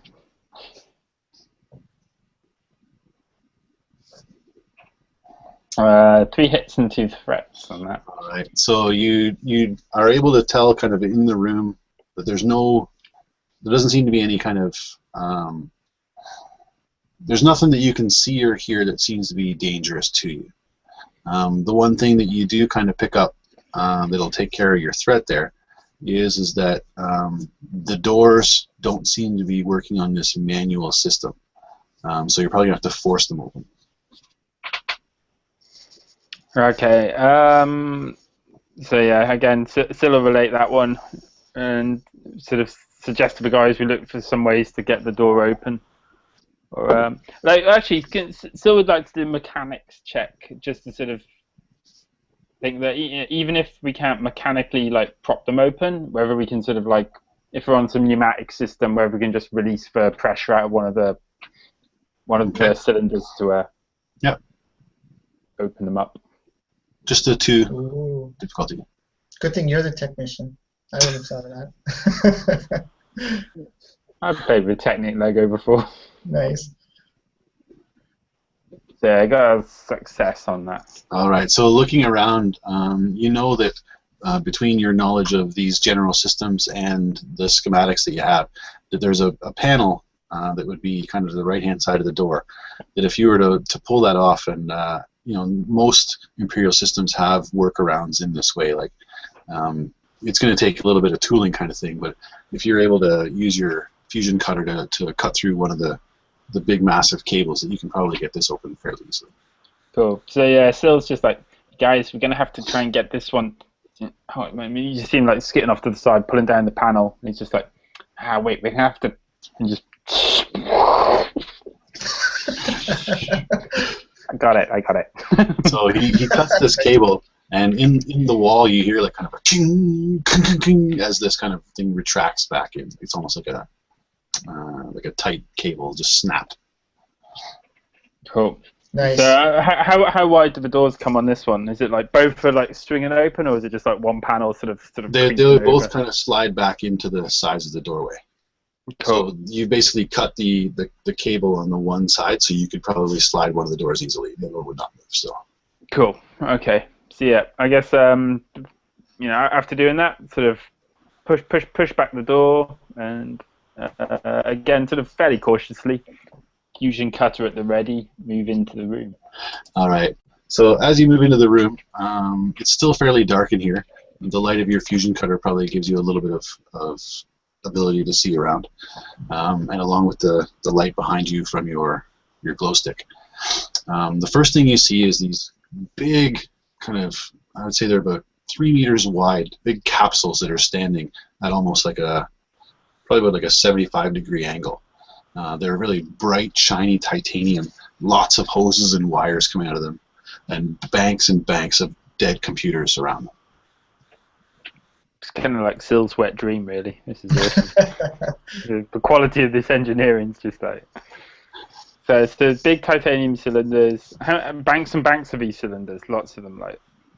You can only see about 3 or 4 of them right now, but the computer banks are tons of them. How large? 20 computers for each. 20 computer banks for each of these things. And this How is large related to the are power these supply? cylinders? They're about 2. What did I say? They're about 3 meters wide and about 4 meters tall. Okay. Yeah, so the sound that you're making as you're kind of sliding here, you can tell that this room is fairly large. It's probably about like 100 meters aside. Just from Sill's, just like looking at those cables and looking at all that kind of stuff which is connecting in there. What kind of thing does he think is going in there? Are those all like power cables, or are Yeah, they, he believes that most of them are power. Okay. These are the So chemistry again, of the Dark Troopers. That's what we are guessing, or it's related to the power supply. Why don't you either perceive or move forward to look? I'll examine it. Ssil will move forward on that. Okay, so you don't need to roll for this, but as you step forward, you can see that there is kind of a shiny metal plate over them, but the metal itself is almost transparent. And inside, you see this massive robot that's about like 2.5 meters tall, and it takes up almost the width of it. It's almost like 2 meters wide as well. And it's just this hulking, massive, like thickly armored. Looks almost like a stormtrooper, but a little bit darker. And yeah. Okay. So it's got limbs, kind of thing. It's not on wheels or anything like that. It's kind of like a humanoid robotic of some sort. Yeah. What kind of just immediately looking at it, what kind of weapons is it packing? You can't see any weapons on it currently. Okay, it's got like arms kind of thing. It's got like Yeah. maneuverable mandibles or whatever. So, Cool. Haas would like to quickly look at the hands of the robot, and he'd look at his notepad where he took the notes from when he was examining the bodies outside, and he wants to compare the measurements of the rending wounds and the measurements of the fingers and compare. The hands of the things are way bigger. Like these Dark Troopers' hand would probably be the size of like half the chest of a person. Ssil would like just to sort of sense generally for like heat. Can you feel any sort of electricity being generated from circuit boards, resistors, or anything like that around? No, there is no power currently going into these systems. Everything's down. Can we see any light sources anywhere? Not currently. Okay. Looking at your data pad again, you know that if you walk about like 30 meters to your left, that you'll find the doorway to the power generator station. Cool. As we're walking, like, I just want to tap Ssil on the shoulder and say, like, just whisper, like, but not like so that Kleth can't hear it, but Mr. Ssil, I think when the you put the power back online, if there's any way you can omit this particular room from regaining its power, I think that might be beneficial to us until we know more about what these are and what they do. Yeah, still. When activated. Wouldn't it be great to see these guys fired up? From okay, a distance. Okay. Not up close. So yeah, so we do have comlinks, yeah. Yep. Yeah. We can talk talk all the time as well. Okay, so again, sort of Ssil will just be like, the power's down. Moving to the generator room, and like lights off. We'll follow till there's nothing we can do till the power comes on. So you guys are kind of standing around there, and Ssil slides off into the other room. And Ssil, you enter this room, and you see that it seems like just the power has been shut down. Someone has literally just flipped off the switch. Looking at the power, I guess power breaker kind of switchboard. Are there certain systems I can bring online in a sequence? Can I isolate the power? It seems that would be possible, yes.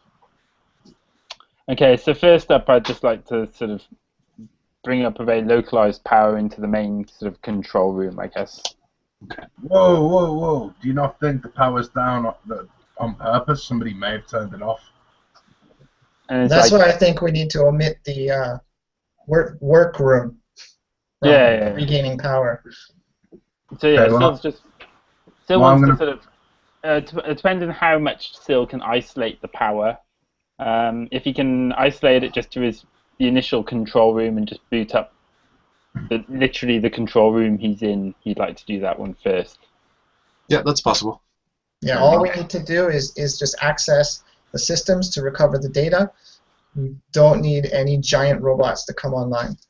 Exactly. So I'm going to kind of be, I'm going to back myself towards the nearest exit, and just in case. Yeah, Ssil's like the only way to find out why they turned off the power is to turn the power back on. Ha ha. Can I take out my hand scanner and scan the robot? And I want to scan it for organic matter. Okay. Any kind of organic life. Okay. Can I roll for that? Yep. Computers check. Computers? This is going to be against 3 because you're doing it through this titanium cylinder. Okay. 3. So I fail. I don't know if that means I don't detect it or it's not there. That's up to you. But and I got a threat. I'll say that you don't detect it, and your scanner starts kind of giving you like the occasional like. So it's like sending untrustworthy information to you now. Okay, I'm just gonna like bang it a little bit against my hip and like kind of. And like yeah, that'll fix it, kid. Like I hate to be limited by poor equipment. Now it looks like Kleth seems to be kind of looking around the area and seeing what he can see. Can you roll me a streetwise, Kleth? Do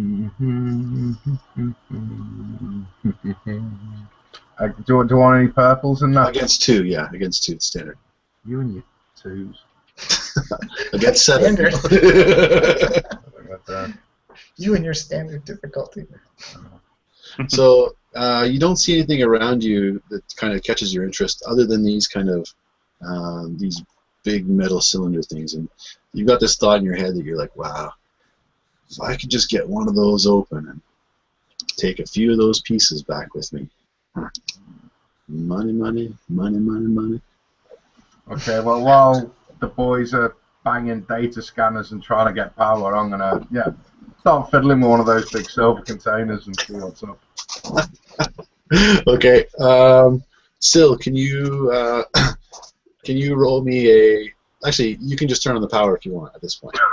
Honestly, Brian, you're smiling a lot. So this is gonna be... Yeah, can I roll a perception on Who's see getting if the an money epic here? The fail? GM or the players? I sense like some GM money's coming. Money. I'll roll for it anyway, just to see what. There's a sense of epic fail. All right, just again a standard computers check then. So I did a mechanics check. For me to roll that again. Yeah, computers. Okay, so yeah, I tried with the mechanics check, and I was just like, I couldn't do it. But then my advantages were, wait, you should be doing something with computers here. There's a computer problem. It's not even that. He's just flipping on the power switch for the computer. But I'm flipping it on with just only the console within that particular room. Yeah, he's trying to isolate. I'm not bringing up the master switch with every system on. I'm just, Yep. Oh. Particularly the giant robot room. Yeah. And that's a success and an advantage. Okay. Excellent. So yeah, you're able to turn on the machine or the power generator, and the small generator that you've turned on literally just powers this room, and there's a bank of computers there, which kind of has the greater system.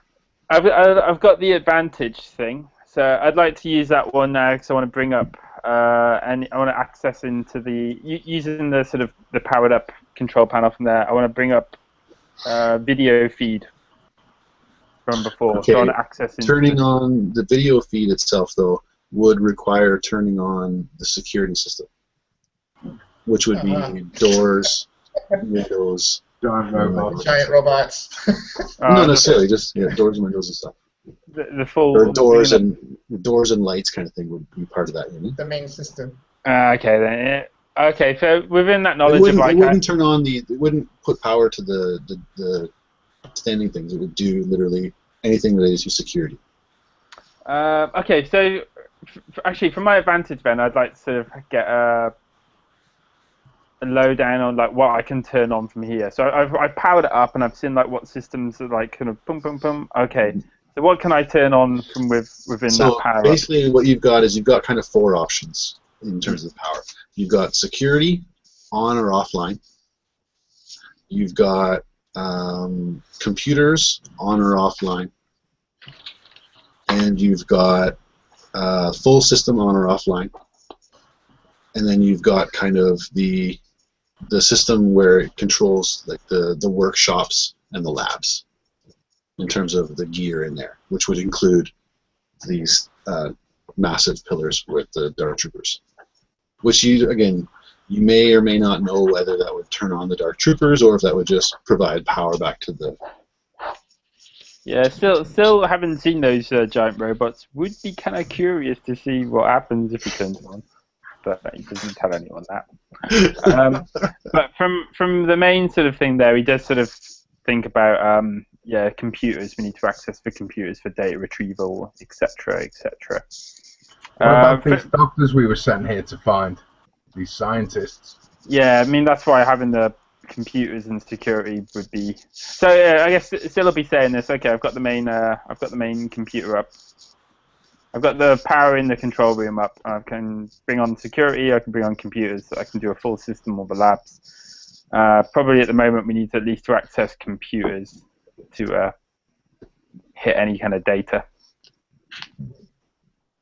Then he waits on the radio silence to see how people respond.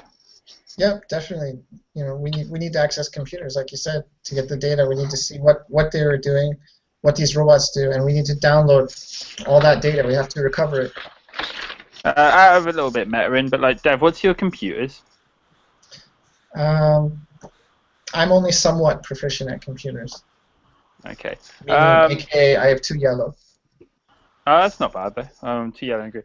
I think you're better though, right? You got 2 green and 2 yellow. Yeah. So Ssil would be like, okay, before I bring the computers up, Mr. Haas, maybe you can give me some hand in here.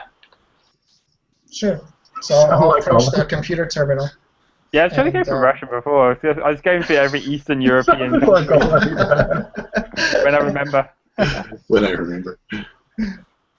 Yeah, so I'll go to one of the terminals next to him, and I'll try to access the data with him when he brings the computer system online.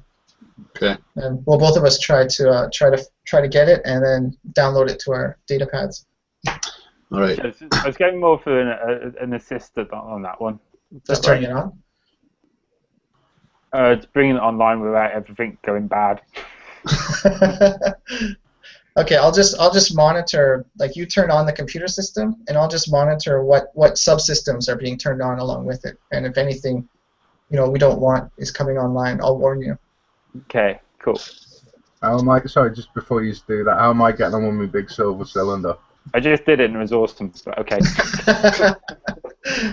Nice. I'm on the loot. That's all. Go on, yeah. So actually, can I bring the computers on before we start looting? You want to fry them? No. So they've got successes and 2 advantages for bringing computers online, I guess. Okay. Bringing the computers online will just be a standard. I think you already rolled it. Yeah, Oh, I did you? rolled it, Okay, mate. sorry. Oh, there it is. Okay. Yeah. So that is a success. Basically, you can tell from looking at this kind of power board, you can see these kind of green lights and these green bars kind of go up where the servers have come online and where the main system has come online of computers. Cool. Main system. For my advantage, I'd like to, within that, I can sort of, I know the system pretty well, and I can already see, like, I'll start working on where they've stored their main data. I can sort of. Okay. Currently, though, you're only accessing power. I mean, even though you turn on computers, the computer you're accessing only does power. I mean, it's not like a system connected. You're just power. Okay. We need the archives, the data archives. So what was the function of the computers I brought on here, though? Okay, you've literally given power to the computers. That's it. Okay. So now we can access. Now you can boot the computers. Yeah, if you're at a computer, then you could turn it on, kind of, basically. Yeah. Okay. So I'll also just be hitting the on button on the computer, waiting for the power to come on. Okay. I'd like to say I take the advantage of, like, all the computers have SSD drives and they all boot up really fucking quickly. Like, Top of the line Imperial tech. Sweet. They got like 12 RAM. No Windows 98 here. Yeah, like I had that moment where I booted them up and like they're on Vista, and then like no, Windows 7. Awesome. Nice. So yeah, you managed to pop up one of the computers that's just in the other room here. But the first thing you see is it boots up fine, but there's no server connection. So it's an isolated terminal. Just a local terminal. Or like the other stuff's not working, I guess, as well, unless we do a full system boot. Can we roll a knowledge check on that one to see? Sure. Yep. Stuff. I guess computers again. Yeah, that's fine. That saves me moving. 2 advantages on that. All right. So you're not successful in figuring that out, but you're fairly certain that that like a simple kind of, you'd have to like a manual kind of hit the enter button on the servers to bring them from like a sleep mode into active mode. Cool. So yeah, like at the moment, still just tinkering away with the computers, trying to work something out, and I guess we'll cut back to Mr. Kleth. Yes. Captain, my captain, what are you up to? Well, I'm just you know what I'm doing. No, he does because I sent him a very discreet message. He knows exactly what I'm up to. Yeah, so I think a mechanics check would be in order from you. Alrighty. And he's in a different room from us, right? We don't see what he's doing. In the main room. It's dark. Mate, I'm just keeping the ship warmed up, ready to go. Yeah. Alright. Okay, so that's one time. Oh, you suck. All right, so the others don't necessarily know it, but you're not able to open up the little kind of cylinder thing discreetly. How big is it? Is it possible to just take the whole damn thing with me? No, but it's very possible that you could fire your blaster and shatter the kind of plasteel that's on the front of it. Yeah. Did I do that quietly? No. I think the word shatter kind of implies that. Okay, well, These subtleties here. Blaster as well. Yeah. Yeah. No, You could do it at a challenge of like 8 red. I'll do it. Nothing can go wrong with 8 red. Yeah. Nothing. Flip a destiny point to make a quiet blaster. Yeah. I'll tell you what. I'll take cover behind a desk or whatever, preferably quite far away from what I'm aiming at, and I'm gonna try and pop a shot at the locking mechanism. All right. I'm a smuggler. What do you expect? I can spot Ginge. Yeah, sure. Go for it. Go for it. All right, here we go. Last the roll. Oh, all day long. Advantages though, no success. So the advantages are we don't hear you. yeah. Miraculous. The advantages are they don't hear me, and Yeah, we'll say that there's a loud like kind of computer beeping noise that happens to coincide with this, and it's kind of turbine booting up sound that they don't actually hear your blaster go off. Okay, well, I'll also turn to Ssil and say, "Did you hear something?" No, it's just my imagination. Phil's just like, no, it's just a Vista starting up. Yeah. okay, I'll walk over and examine what I've just shot, and kind of just like rub the lock in. What have I done to it? Is it completely? Yeah, you can see that you kind of jammed it now. So the only way for you to get it open would be to actually go for the hinges at this point. Or go for the other one because there's more go for than one of these cylinders, sure. isn't there? Okay, I'll go back behind me desk. Just walk down the line, blasting them all to the one. Pretty much. Alright, it's shot number 2. Oh. Wow. So yeah, you make this shot, which is heard around the world. Yeah, I definitely heard something there, Ssil. Yeah, and the lock just flies off, and the plasteel kind of covering opens up, and you can see directly into the cylinder. Okay, I'll get on the comms. Do you boys hear that? Is everything okay? We heard blaster. What the hell was that? What's going Was that on? you? Was that you? What are you boys doing?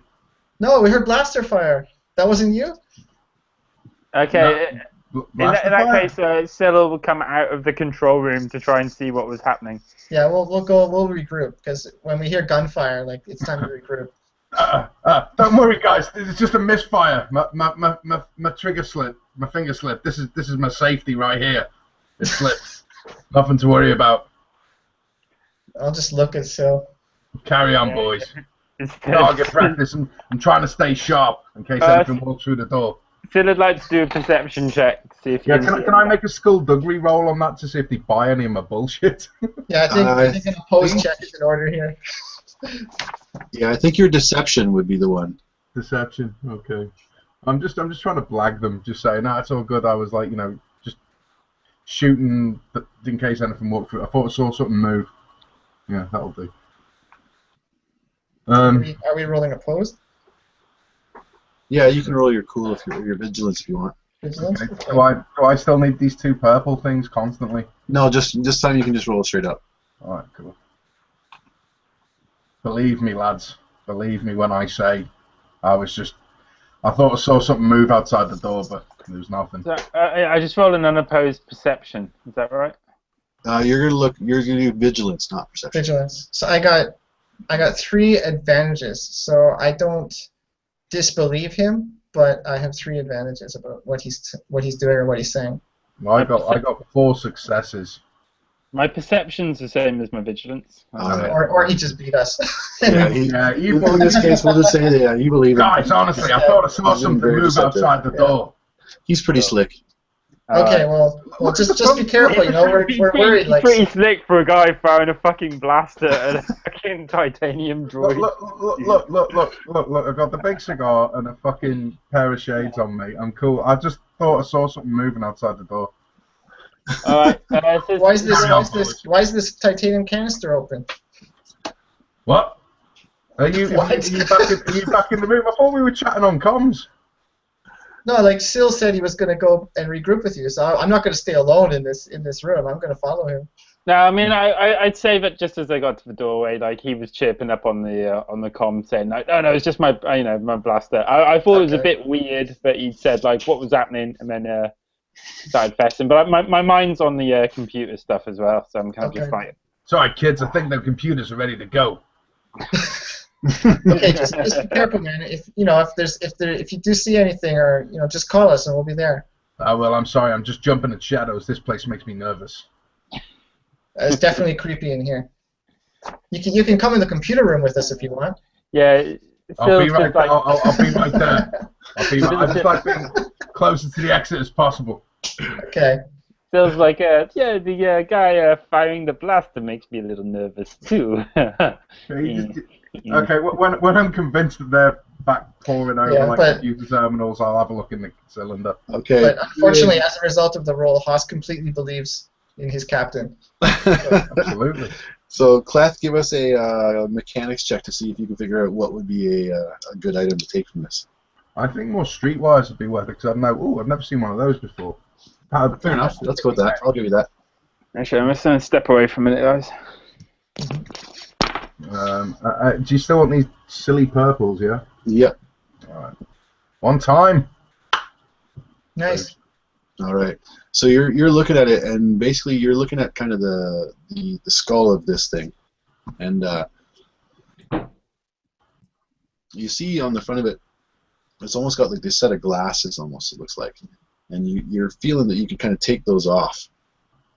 And that would be kind of like some kind of weird new tech that you'd be interested in. Cool. Robot sunglasses? Hang on. You said robot sunglasses? Wait, I'm just going to find the prop. You got like a whole costume wardrobe there? Pretty much. Nice. Go with it. Nice. Perfect. There you go, buddy. Maybe some like infrared kind of heat sensor in. Yeah, you would have a quick feeling that this is probably like quite high tech in terms of its detection abilities. One of them. In the jacket. Tuck it in the pocket. Yeah. Yeah. Nice. Then I'll kind of walk through and see how they're getting on. Yeah. So is this computer online now? Because Haas is still just like tapping on buttons, waiting for the computer to get online. Yeah, the computer is online. It is a single local system connected to the systems outside, like the canisters outside, cylinders outside. Okay. So can I get a readout on what kind of like data is going on here?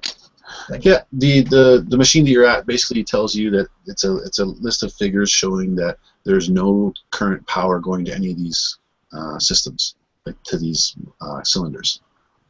It says, input 0, input 0, levels 0, activity 0, kind of thing.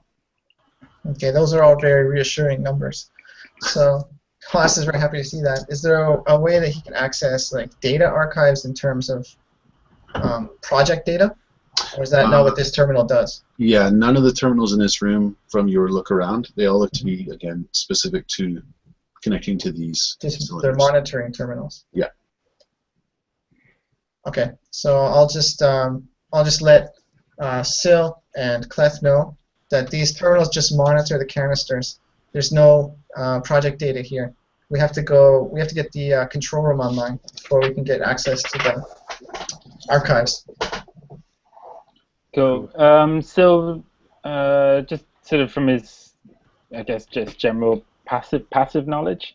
Have we brought enough power systems online to access that data?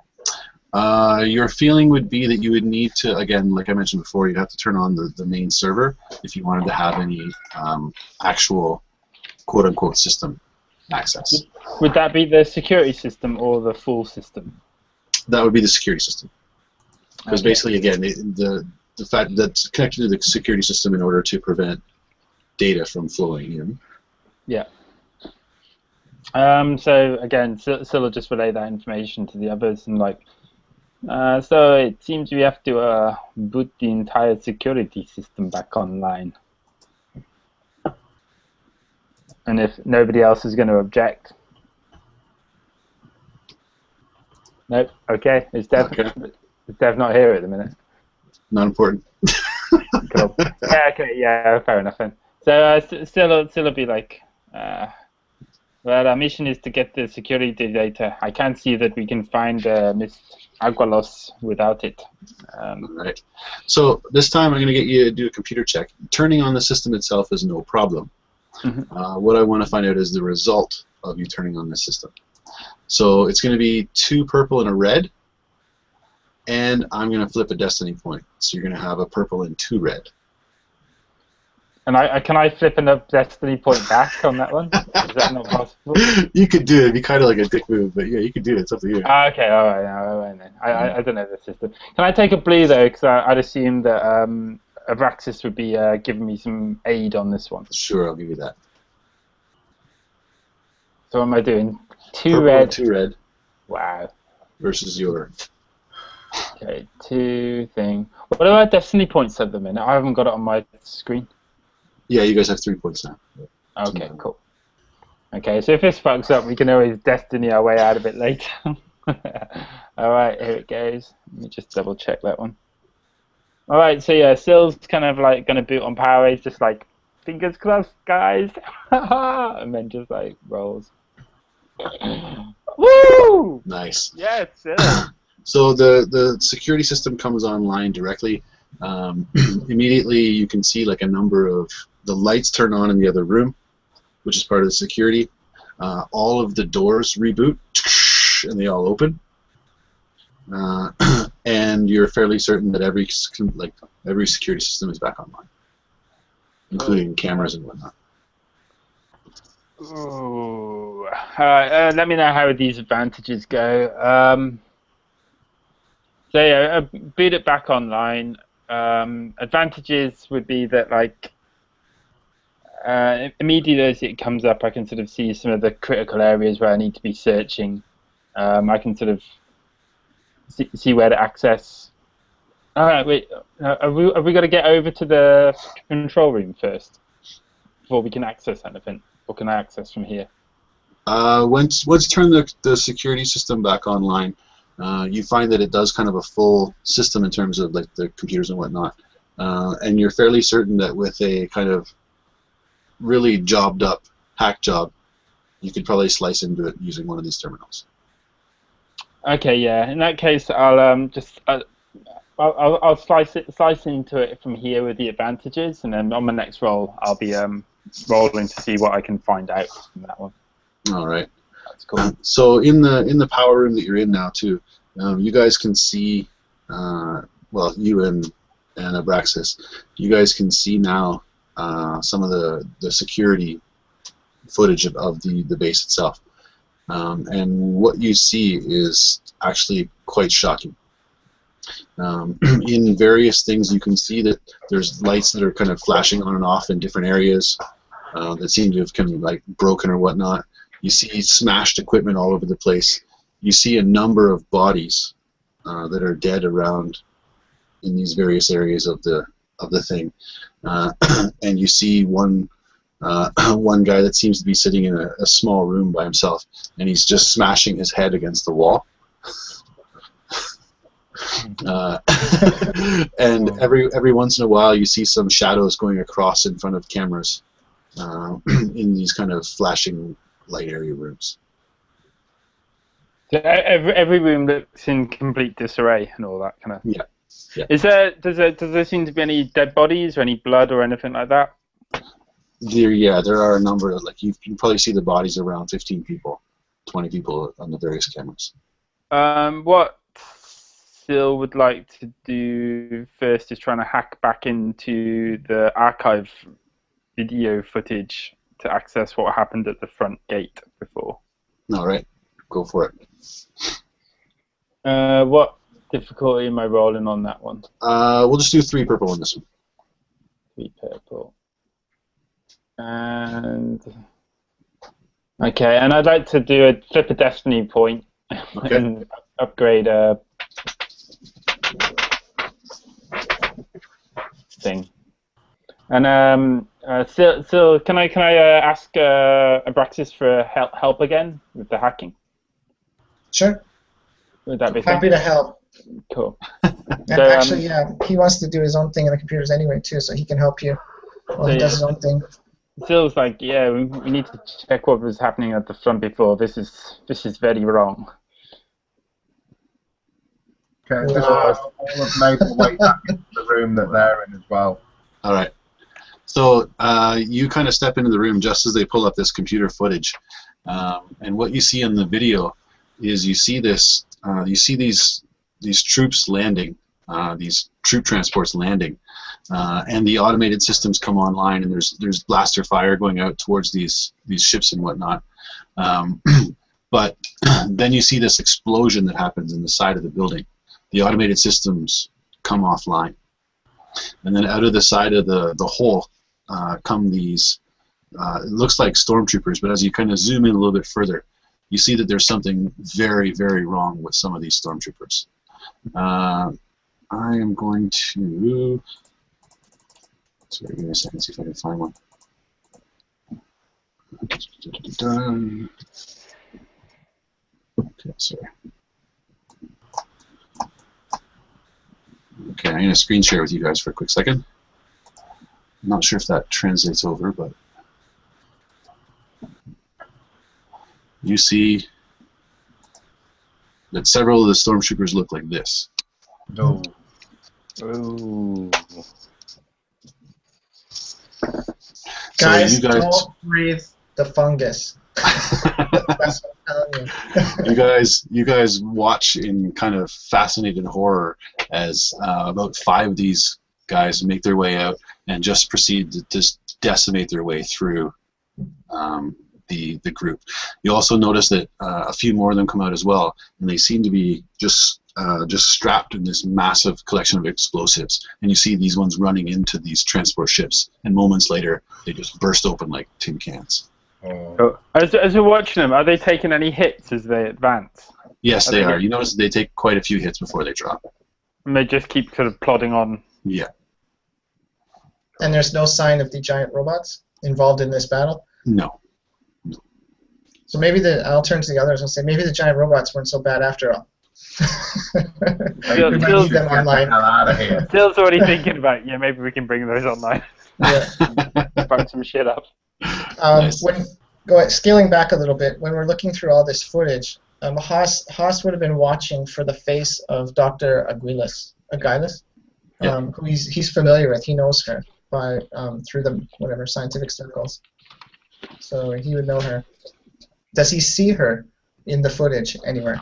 Well, actually, either as a dead body not or even as in the footage. You're kind of searching the archives for any information about her and whatnot too. Okay. And you can why don't you give me a computer check real quick? Just standard. Okay. It's not my best skill. One success. Okay. Okay. So you're going through, and one of the files that you find in this video archive is almost like flashing, like it's drawing attention to itself. And as you click this file open, you see it's a video log from Orthic, and you can see that she's kind of glancing off to the side every once in a while, and you can hear some kind of explosions and sounds in the background, and you hear her say, "This is Orthic Aguilas. We're sealing the base. There's been some outbreak. It's not local. It's imported. I think that when the last delivery, I don't know, something came in and it's." And you can hear you can hear screams off camera again, and she kind of looks over like horrified, and she's like, "We're going to be shutting down the power. The only thing we can do is try to seal them in here with us. We think that there's no way that we can get away, and I don't know how to stop this, but we know that turning off the security systems will at least lock them in the rooms the way they are now, and we won't be able to. They won't be able to get. I don't know, what are we going to do?" And then you hear a crash in the background, and the screen goes blank. So I'm going to turn right over to Ssil and say, security systems are still offline, right? Ssil? Sill's like, how do you think we access the cameras? Of course, so we have to bring them online. Oh, no. So my big goat ears are just going to wilt down that information. And can I hook my data pad, or like if this can be done wirelessly, I don't know, like Star Wars tech, but basically I want to download as much of this footage and stuff that we've been accessing. I want to keep backing everything up onto the data pad as we go. Yeah. I mean, as we're doing that, still it'll be running. Yeah, Grabbing if, everything you can anyway. yeah, if there's opportunity, I want to keep copying files to datapad, and I don't know, gentlemen. I think we don't need to be exploring too much more of this facility, and we should get the hell out of here. Kleth, what are you doing at this time? I'm stood with these guys, and I was about to interject with, "Now you're talking." And I wanted to see, can I actually kind of communicate with Mark II remotely via me comms or something? Yep, certainly. Okay, Mark II. I want to access the cams on my ship. Like, is there anything outside near my ship, or within range? Now that you're having a look at things and you kind of have a sense of what you're looking for, your cameras show you that probably in about a 20-kilometer radius around this this area, that there is kind of this growth of, you can see the spores, and as you're concentrating on this footage coming in, you can physically see it expanding. Okay. Has it reached the ship? Though again, everything is within like 20 kilometers of where you guys are. Oh, okay. Yeah, it's reached the ship. Okay. Guys, this fungus, whatever it is, it's everywhere. We need to leave now. Yeah. So we need the data, and then I'll turn to Ssil and I'll say, Ssil, once we finish downloading this data, is there some way you can overload the generator and cause facility-wide explosion? You can work that out? Ssil just grins at that, and he's like, classic. Well, if that fails, we can nuke it from orbit from the Mark II. It's the only way to be sure. Yeah, we can destroy it with ordnance. So as you're downloading data, another video file catches your attention. Mm-hmm. Okay, we'll access it. So you access the video file, and you see it's kind of the same room as had been before, and it's actually orthic again. But at this time, I'm going to try to pull up another picture here for you guys.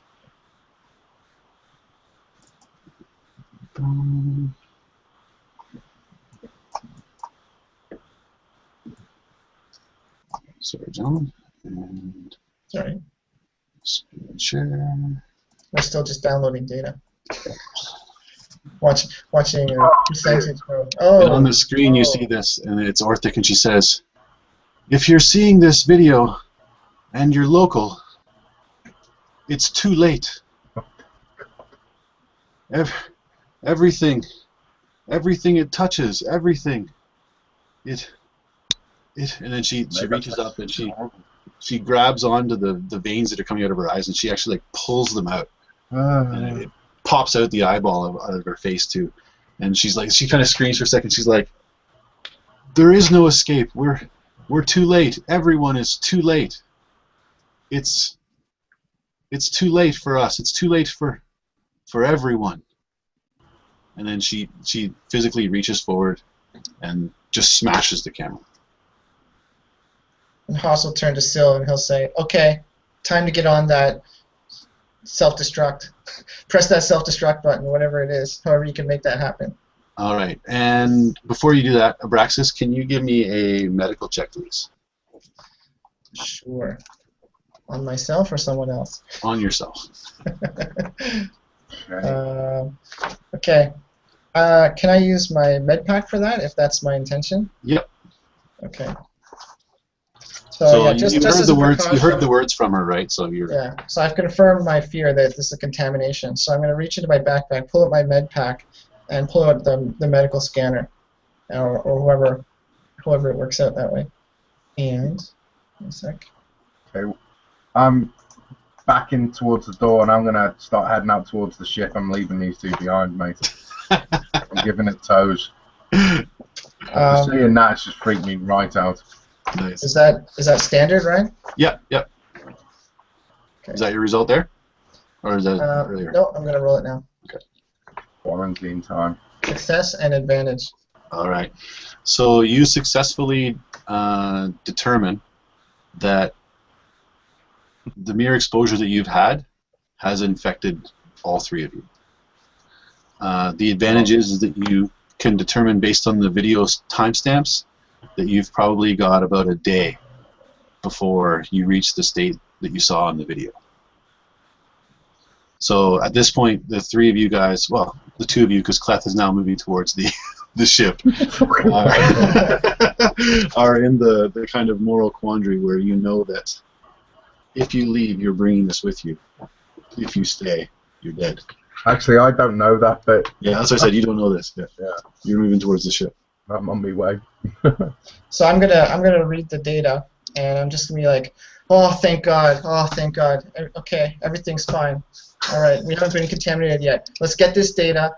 Let's blow this place up, and let's get out of here.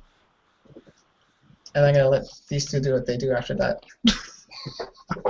So like, I'd be operating on the knowledge that I'm okay here. Yeah. Yeah. Okay. Kleth, just wait. We're gonna leave soon. As soon as we're gonna finish this download and reverse this power supply. Kleth We're saw out of that here. woman on the screen, and he's out of here, mate. He's not hanging around. Okay. How do I know when the data's done, Ryan? Like, how do I know when I've got what I need to get? Basically, you're it's a pretty quick download. These are pretty like high capacity servers and Okay, whatnot. so I know I've got what I need to get. Yeah. Using Ssil's data and information skills and stuff like that, along with the security keys and whatnot that you got from Vader on the pad and whatnot. It's no problem. Okay, so I'll say to Ssil, okay, Ssil, we got it. Let's blow this place. Let's get out of here, and then I'll start to follow Kleth. Mark 2, fire up the engines. Ssil would also like to do Confirmed, Captain. a medicine check on that as well. Yeah. I was going to say perception check to see, because he's pulled his little med pad out, but I guess technically Abraxis should have rolled his deception as well. No, I wasn't going to mention that, but That's what's deceptive about it. Yeah. okay. So Kleth is out of the room. Yeah. Or he's still in the room. He's out of the building. Mate, he's on his way. Okay, I'm just trying to figure out where everybody is right now. So I'm in the room with Ssil. Kleth is out of the room. He's just left the room, and I'm doing my deception roll. yeah, because like Ssil's got some medical knowledge as well. So Okay, so I haven't left yet. I'm still standing right beside Ssil then, just looking at the medical stuff. So we'll say that this time, Ssil, you've seen the videos and you're kind of concerned as well. Okay, so that's just no difficulties, right? Just opposed? Yeah, no difficulties yet. Okay. So I'm So I guess standing next to Ssil, technically, and I look at him with should go sincerity in my eyes. My 3 eyes look very sincere, huge goat eyes. And Did I'm you just send this like, across the "Everything's comms? fine." Did you send it across the comms or just talk to Ssil? I'm just talking to Ssil because Kleth already left the room, right? Okay, yeah. So I'm just gonna be like, everything's fine, everything's totally fine. You know, just set the power supply to detonate, and we can get Okay, out of here. Ssil, do your vigilance. So two success and 3 advantages for my bullshit. that's pretty good actually. No difficulties, no purples. So yeah, you believe him fairly well. Okay, so what am I doing next? Right, okay, I'm pretty relieved because I was worried. As I was watching that girl pull an eyeball out of a fucking skull socket, I'm like, ooh, oh no. All right, so what am I going to do to try and hack into the generators to overload them? Is that computers? Yeah, this would be a pretty standard check for you. Well, it'd be a tough one because you got to make everything explode. It's kind of timing and whatnot that you want to. I'm going to flip a destiny point. Are you surprised? Nope. Oh, sorry, wrong one. It's the time. Okay, so this is going to be your computers versus 2 purple, 2 red.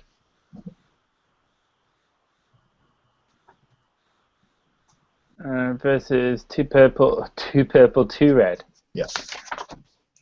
Can I take an action after that? After he's done? Success, Oh, wow. but a very fucking dangerous success. Yeah, so you pull this off, you get it, like you set everything up. The problem is that it's going to happen a lot sooner than you anticipated. Okay. In that case, Sill's kind of just looking around. He's just like, as he sort of hacked into that one, he's just like, oh look, oh, shit. He realizes it's coming too quickly. It's going to be like, software's running. He's just like, look, I can put a loop in there. I can put a loop in there. He starts ripping at the panels, trying to like get into the main system to sort of alter it. So he's going to use make a device to solve a problem kind of a ability. Yes. MacGyver? He's gonna MacGyver? Yeah, He's MacGyver. He's got the natural. No, not that one. Not natural thinker. How fast Contraption. is it coming still? Yeah, Contraption. contraption. So it's once per game, blah, blah, blah. Successful against a hard 3. So Yeah. 3 people. Yeah, and I'm going to flip a destiny point again. Okay, wait. Sil, how much time do we have? I don't know. How much time do we have, right? About 2 minutes. And is that enough time to get back to the ship? Or not? Oh, hang on. Possibly. Whereabouts am I now? I've been running for a You're wait. on the ramp of your ship. You're on the ramp of your ship now. Okay, whoa. Okay, if he's running that fast, hang on. I want to take an action too then. Oh yeah, he's been. I just want to. So The Imperials, did they kind of upgrade like some sort of medical bay, or can Mark II give me like a body scan to see if I'm like, because there's green shit everywhere. I want to know, am I clean? Is there any way I can kind of Nice. like see if I've been contaminated? Well, we'll see. We'll say that yes, but let's see what Abraxis is about to do here. Okay. yeah, okay. So he sets the thing, and he tells me, oh, we got about 2 minutes, and then he goes under the panel and he's doing his thing, and suddenly he feels a pinprick in the back of his neck, and something's injected into his veins. And he should make a resilience check. Can I make a perception check? Too late for that, buddy. Too late for that. Heads down, ass up. Done you like a kipper, son. He terminal. has done you like a kipper. Okay, let me have a look. What's the difficulty on that one? 4 purple on that resilience check. I'll use my instead of using against his contraption, I'll flip the destiny point for that one. So it'll be Okay. 3 purple and a red against your vigilance or resilience. Resilience check with 4 purple and 1 red. Oh man, that's going to be pretty hard to resist. It's a wash. Hate the game, not the player. It's a wash. Wow, with 3 greens, you got a wash on that? Holy cow, man. It's the game, not the player, man. You're touched with the force. Okay, so that's not a pass though, right? You No, didn't it's actually not a succeed. pass or a fail. Yeah. Okay. So then he's what? Does he take the lowest effect? That's a good question, actually. I'm not sure about that result. But it's not a hit, is it? So It's I not a assume success. So you didn't actually resist it. But doesn't look like you qualify for Its an effect will happen. He'll get to do it again next round. We'll give him that one. Okay. He doesn't have he has an auto hit on that attack. No, Right. no. We'll say. It's but not you an get the attack. downgraded I version. just injected On you something. from behind me. He's like, oh, what, how long? 2 minutes. I just injected something. I didn't attack you. I just stuck a needle in the back side of you and hit the syringe button. All right, do your next action, Sil. Okay, Sill's gonna. Well, he was about to take the panel off, and he's just had that. Syringe. You were bent over looking at a panel, maybe Yeah, got a you're syringe. head down, ass up underneath that terminal. Man. You had no idea that was coming. Okay. So Ssil would like to look around and look at the syringe, and at The least needle sticking out of his ass. roll Backside of his snake a body. medicine check to see at least what it is. It's sort of a knowledge check. Okay. Oh, sorry, I wasn't opposed. Just a regular 2. Roll that again. Just to see when you pass out, basically. Oh, I should pass out. Damn, you're a good Advantage. doctor, dude. So the advantage is you don't know what it is. But do I know if it's good or You know bad? it's bad. You know it's bad. Okay, so So just Good. you know my next move is going to be I'm going to attack him. Like, well, But I yeah, did action before that. yeah, let's see what happens with the poison on this final thing here. So do a 3 green, 4 purple. You don't have the red upgrade this time. But we need to have a success or a fail, whether this happens to you or not. oh, that's a fail. Okay, what's the result then, Mr. Abraxis? So he got a fail and a threat. Yeah. Okay, so he's staggered for 2 rounds, and he takes 2 strain. And staggered, I checked that before I did this. He cannot perform any actions, including maneuvers. He cannot act for 2 rounds. Cabbaged him. And I'm gonna get the hell out of there now. I'm running for the ship. All right. So, was the information relayed to Kleth about how long he has? No. Well, I don't know. I think that was just a conversation between me and Ssil, right? Because I just asked him how long do we have. Like you didn't like broadcast that over a call, right? You just told me. No, that's just in room. Yeah. Did he actually set the charge before you done him? Yeah, I waited for that. It's the 2-minute charge right now. Yeah, there's 2 minutes. 2 minutes charge. Yeah. Oh, what a shit out. So, Kleth, knowing what you know and not knowing what's happening here, I don't know anything. I know that I'm freaked out. Would you wait or would you go? What would Kleth do in reality? Well, this is what I'm checking. I'm checking my. I'm lifting up. I'm gone, dude. He's out of there. He's out for himself. Okay, so at this point, let's do your medical check. You get on the ship, and you talk to Mark II. You're like, yeah, Mark II, scan me. So Mark II proceeds to scan you. Let's do computers against a 2 purple. Computers, man. I don't even know what a mouse is. Exactly. Oh, dear God. Actually, it's the same as my medicine. It doesn't matter. A success and a threat. Threat. Okay, so the success is the scan goes well. Captain, the scan has been complete. We have found foreign substance in both the ship and on your person. If you would please evacuate the ship and allow us to purge, we would be able to begin our flight. Mark II, okay, just quickly tell me, what does a purge involve? And Mark II says, purge of the ship would involve an internal flame and heat of 3,000 degrees Jesus. for a time of 2 minutes. Okay, yeah, that's not happening. Autopilot, override, captain's override. Understood, Captain. Okay, yeah, obviously if Mark II decides to purge it anyway, you know, I don't know how smart he is, but I'm just like engaged engines, mate. Actually, but I'm not going to take off. I'm going to be looking out the window. Like, you know, I'm on the ship. My ass is safe. But obviously I don't know what's happened in there, so I'll be waiting to see who comes out. All right. Who else is running? Yeah. For the ship. So we have to figure out if you're going to make it in time, is the bottom line here.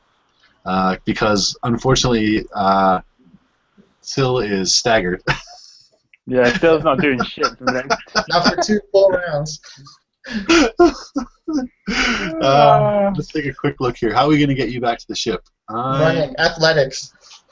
Running fast. Yeah, let's say athletics. Right, just let him die. Just let him die. He's a professor. What is he going to do? He carries a handkerchief. So the amount of time that it takes you to get out the door, we're talking here, what would the distance be? About 100, you're in the computer's room, so that's about 70, 100. So you're looking at about 200 meters, which would be about 25 seconds for an Olympic sprinter kind of thing. I'm probably wrong in that number. But let's say that... You know, he ran there pretty quickly, so... Well, he left before you guys were doing any of that stuff, though. Kleth was gone. Just in the time as soon as I saw he that got from the room to the ship. As soon as I saw that video with that chick pulling her eyeball out, I was like, that's it, I'm out of it. So okay, anyway, I'm going to run. He's had about 5 minutes, to be honest with you. So you're going to roll... I'm going to make this difficult on you. I'm not going to make it easy. Okay. You're going to go 3 purple and 1 red against your athletics. Jesus. Can I flip a destiny point? Yep. Awesome.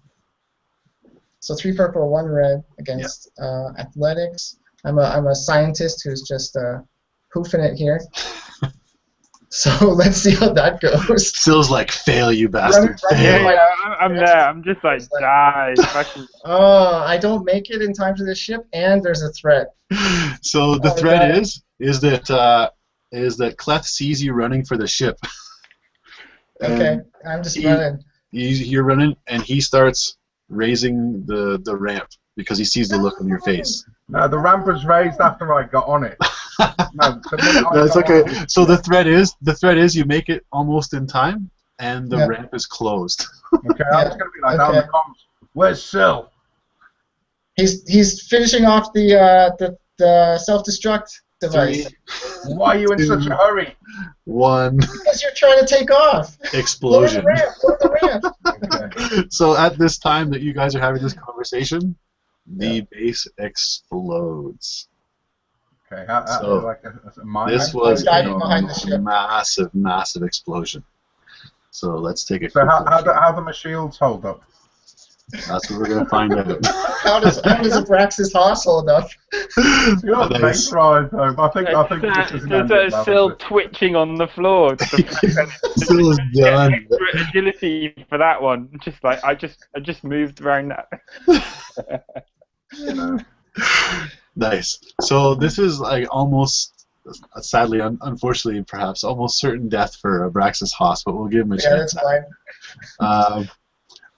I don't even He know deserves what. it. Yeah, he deserves it. Abraxis. Abraxis. Quiet, mild-mannered. But he'll still fight to the bitter end until it's over. Yeah.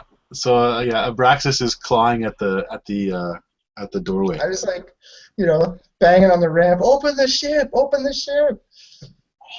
And as the wave of the explosion passes over, it basically is going to rock your ship. So I need to get let's say a planetary piloting here because you're within the thing. Yeah. This is going to be against, we're going to go 3 purple, 2 red against your pilot. Wow.